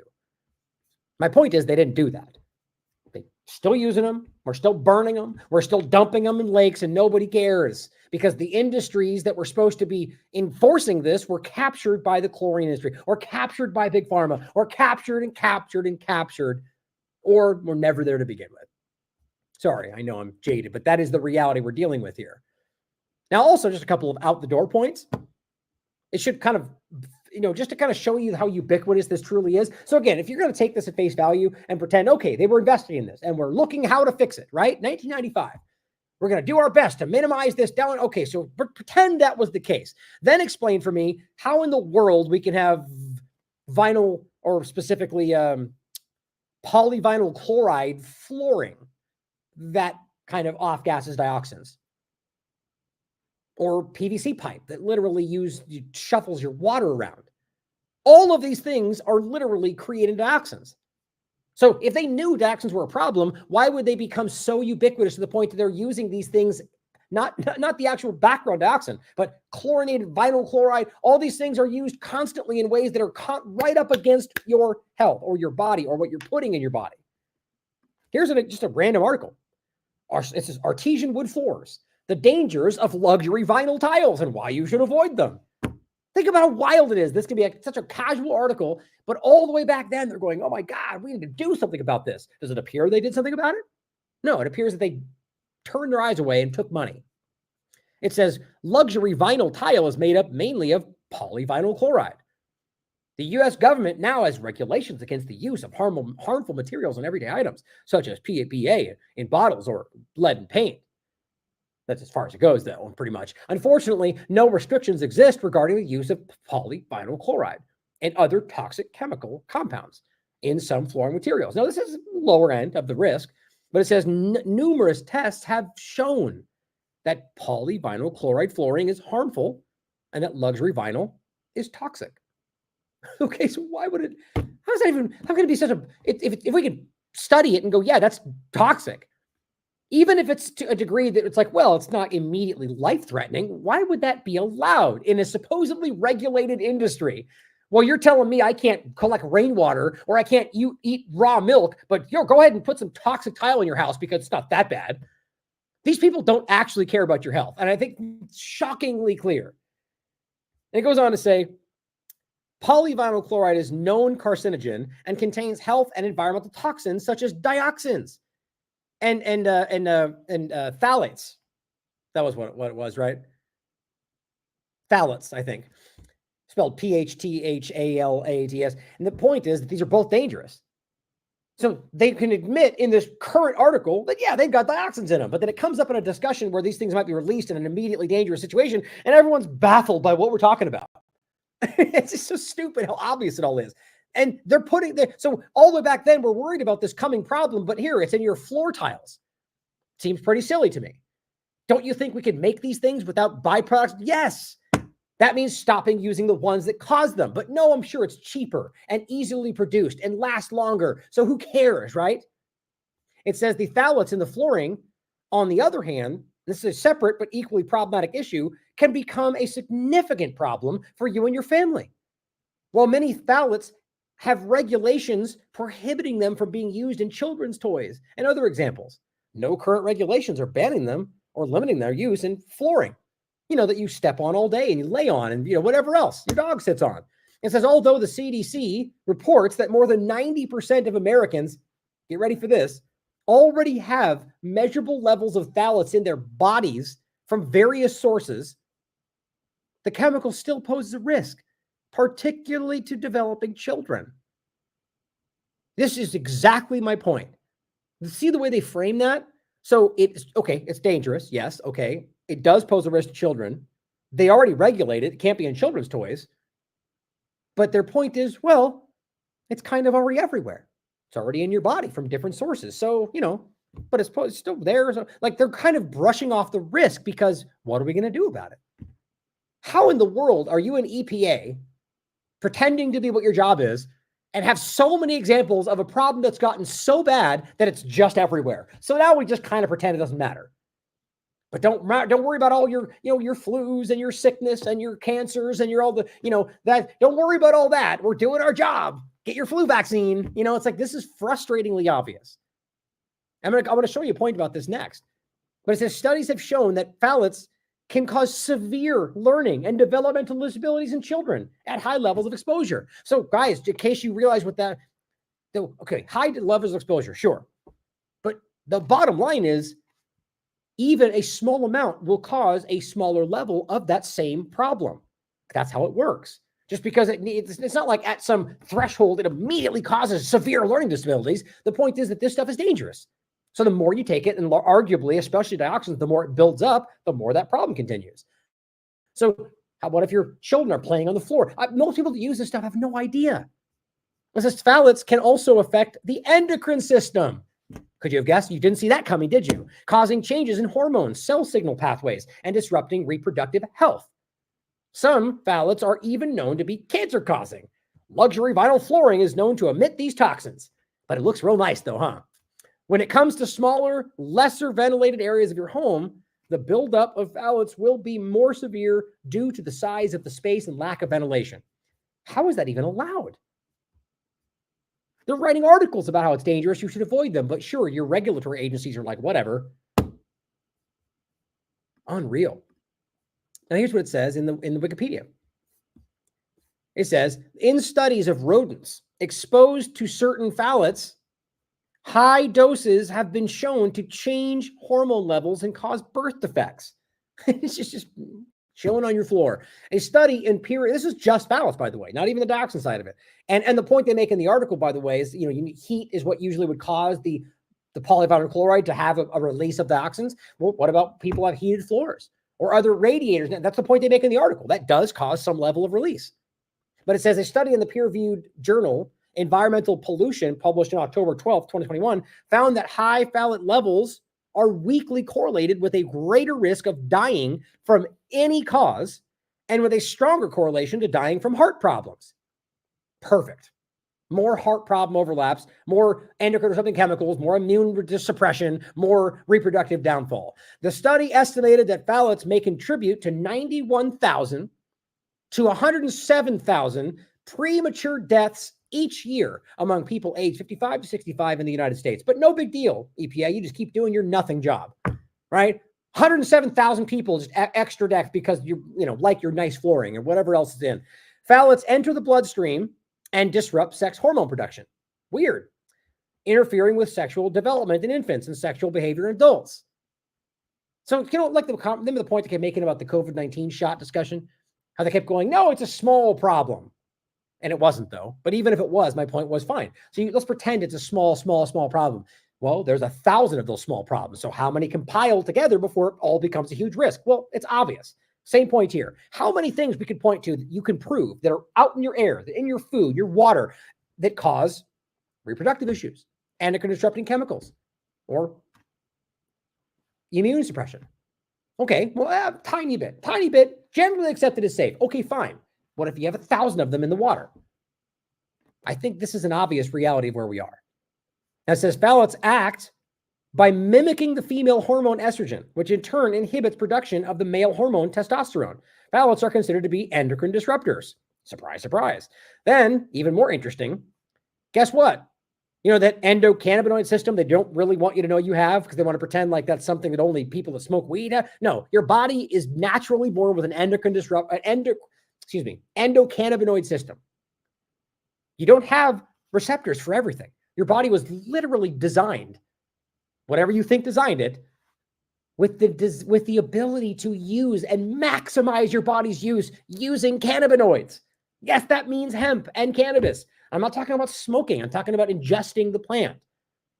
And guess what phthalates do? They block that. They literally block your cannabinoid system. I mean, you can't make this stuff up. And that's very important. I'm not going to go into it now, but that is world-changing. Finally, there may be a link between obesity epidemic and endocrine disruption and metabolic interference. So it also makes you fat, apparently. So just thinking about how problematic these things are. And here we know that they're in flooring. And my point is PVC pipes, polyvinyl chloride. That's what we just talked about. Now, not only is it just on the ground, but using your water. What about hot water, guys? This is not a joke. This is one of the most obvious examples of ubiquitous use of something that they know makes you sick. And then you're running 160 degree water through polyvinyl chloride. There's no question. This is why you need to get away from all these broken systems. Start using RO water systems. And but even then, these kind of things, especially dioxins, are not something you can just easily get rid of. This is why it's such an important story for me. It's not just about these locations, it's about the developing reality that I'm seeing, that this is something that is, almost to the point that it's, again, this is why most people just ignore it, because it's like, even if we come to a point where we acknowledge nothing can be done about it, the only story is we need to show that they did this and that they've allowed this. But most people don't want that story. It's not as exciting and enticing as all the partisan lies and half-truths. But the truth is, guys, that they've done this to you. At the very least, through ignorance and malfeasance. PVC pipes are widely used plumbing systems, but they've raised health and environmental concerns about the presence of dioxins and phthalates. We just went over this. So the phthalates also on the floor that are clearly a bigger problem at the immediate sense are being dumped into your water because you use these pipes. Dioxins produced during PVC manufacturing, incineration, fires, extremely toxic, carcinogen. And of course, my point is the heat is what draws it out. Phthalates added to PVC to make them flexible, classified as endocrine disruptors linked to various health problems. Exposure to dioxins and phthalates through PVC pipes, that's what we're talking about, can occur during manufacturing, installation, and use. Communities near these manufacturing sites are obviously dealing with these problems. Leaching of phthalates and PVC from PVC pipes into drinking water can pose health risks. So why are we using them then? Because they don't care, even though they've known about this for decades. Unreal to me. Absolutely unreal. Now, again, to finish, don't forget that in East Palestine, they're only just, in June of 2024, are they only admitting finally that yes, it went 16 states across, despite them screaming things like conspiracy theory and dangerous. And when we were trying to tell you that based on the science. Rain and snow samples from Wisconsin to Maine and North Carolina have shown you these chemicals are present, which the only way that can happen is if this plume went all the way to these states, which means the dioxins went that far. Remember, even as CNN would tell you, travels thousands of miles away. Very important. And it says the analysis included inorganic compounds because the federal government does not check precipitation samples for organic compounds like dioxin or PFAS, which were also likely omitted and spread far from the fire site. That is in this article. Oops, that's weird. That's so weird how that happens. It wasn't like that when we started, and just paywall just started all of a sudden. Hold on.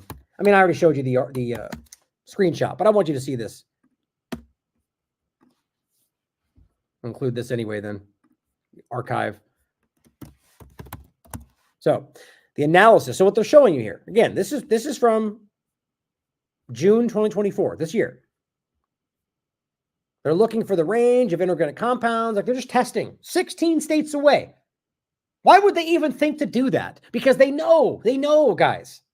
16 states. Like, why would you ever wonder whether a fire in East Palestine was affecting you 16 states away? It says the analysis included inorganic compounds because the federal government does not check these samples for things like that. Why not? You see how exasperating this is? They already know that's the problem. That's likely why they're testing, but they're going to tell you, we're not going to publicly tell you that. We're not going to test for dioxins or PFAS, mind you, the two of the biggest issues that we see growing. And then even The Guardian says, which were also likely emitted by the fire spread. So the most dangerous chemical that might have gone this far, you're not even going to test for? Because let's see, that's the most dangerous chemical in the conversation. And even The Guardian can deduce that it did go there, and they don't even test for it. How do you not see willful disregard?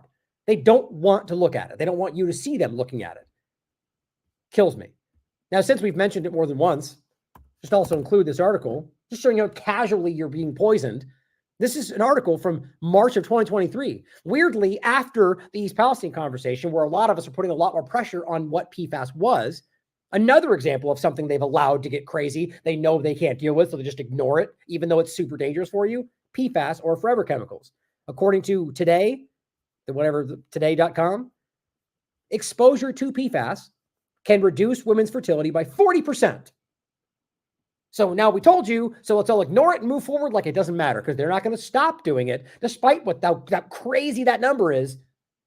They're still using it. They're still using all of this stuff. How do you explain that without acknowledging that they don't care about you? Now, corporate America also highlighted this back in 2023. Chloracne, which we were talking about today. He says, as you know, and pointed out in the last show, it's a while back, is the leading indicator and marked for acute dioxin exposure. This could be 1,000,000 times worse than East Palestine if people are already showing those symptoms.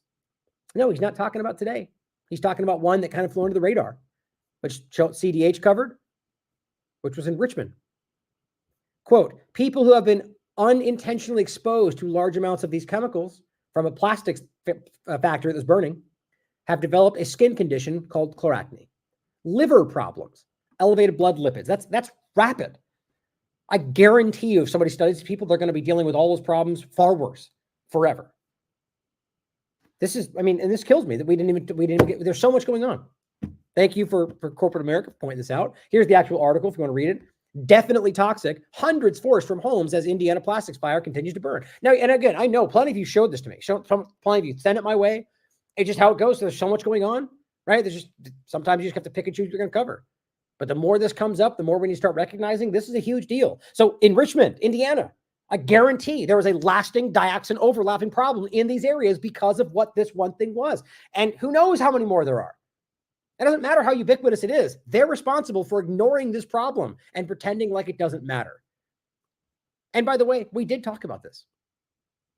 Fire, quote, could burn for days at Richmond plastic waste plant. This could be worse than Ohio.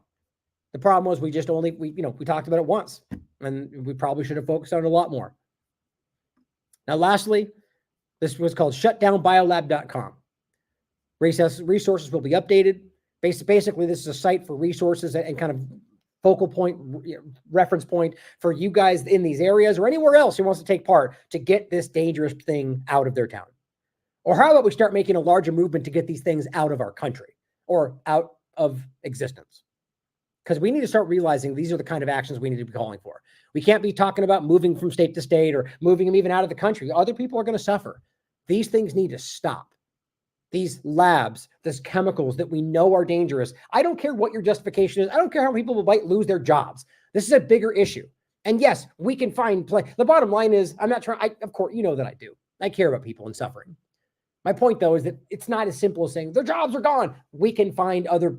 I would argue that these people and anybody in these positions, they're probably suffering by working at these locations. In any case, the point is there are other places that people can work. We can, shift things in different directions. I think we can take the brunt of the problem and just stop allowing these to be used. My point is, like, doubt that'll ever happen until we start with much smaller problems, like recognizing we're being stolen from and these fake selections or that our other countries are influencing our outcomes in this country. But maybe we start with the immediate problems. We can eventually start recognizing how the ones that are acting not in your name are poisoning you on top of that while stuffing their pockets full of money. I arguably just point that, there is a path forward where we can stop allowing these things to exist. And at the same time, seeing a real benefit immediate in whether it's jobs or whether it's people's experiences, whether the health of the towns at large. What they're doing to us in a large sense, your federal government, let's say, or whoever we're talking about. It doesn't have to be in your mind that this is somehow some kind of concerted evil plan. I don't know how you could. It's pretty hard not to consider that with how bad this looks. But what I'm saying this for is that if we focus on what we can prove, and when we know that we can prove they know about this, we can prove that this is something that has been allowed, that is where we need to begin in this conversation and highlight the fact that they're allowing it to continue now. And that's a good starting point right there to initiate the conversation like they're doing in this one location, to say, we don't want that here anymore. We don't want to allow these chemicals to exist in here. We don't want train tracks coming through with any of this stuff. And these are real possibilities. The problem is we need more momentum than just a couple of people or people suffering. We need people like you out there listening. We need people in the media position to start talking about it because the change needs to happen for obvious reasons. So thank you for tuning in today and continuing to push these things out in the conversation because very, very few people are talking about this right now. And I find this to be a national story, not just what's happening there, but that too is, just like East Palestine, if we're talking 16 states away, this is a national story, but it's also about recognizing how little they truly are acting in your interests in every part of the conversation. So keep that in mind as we step into another selection when both sides of the paradigm are actively going to maintain this problem, just like they have for decades past. Now, you can point to an RFK in the dynamic, and I hope you're right that maybe that's the change. I just don't see that being the case with the different examples we've already have. But if you believe that, then truly I respect your choice. If you truly believe that is the best option, not just the lesser of evils in the dynamic. When sadly I think it's going to go in the same direction. So we need to find a different path. But I'll leave it there since it's a entirely different conversation. But get this information in front of people that need to see it. Show people in Georgia if they don't know it's there. Offer the help for people that need it. Time to push back. I love you all. As always, question everything. Come to your own conclusions. Stay vigilant.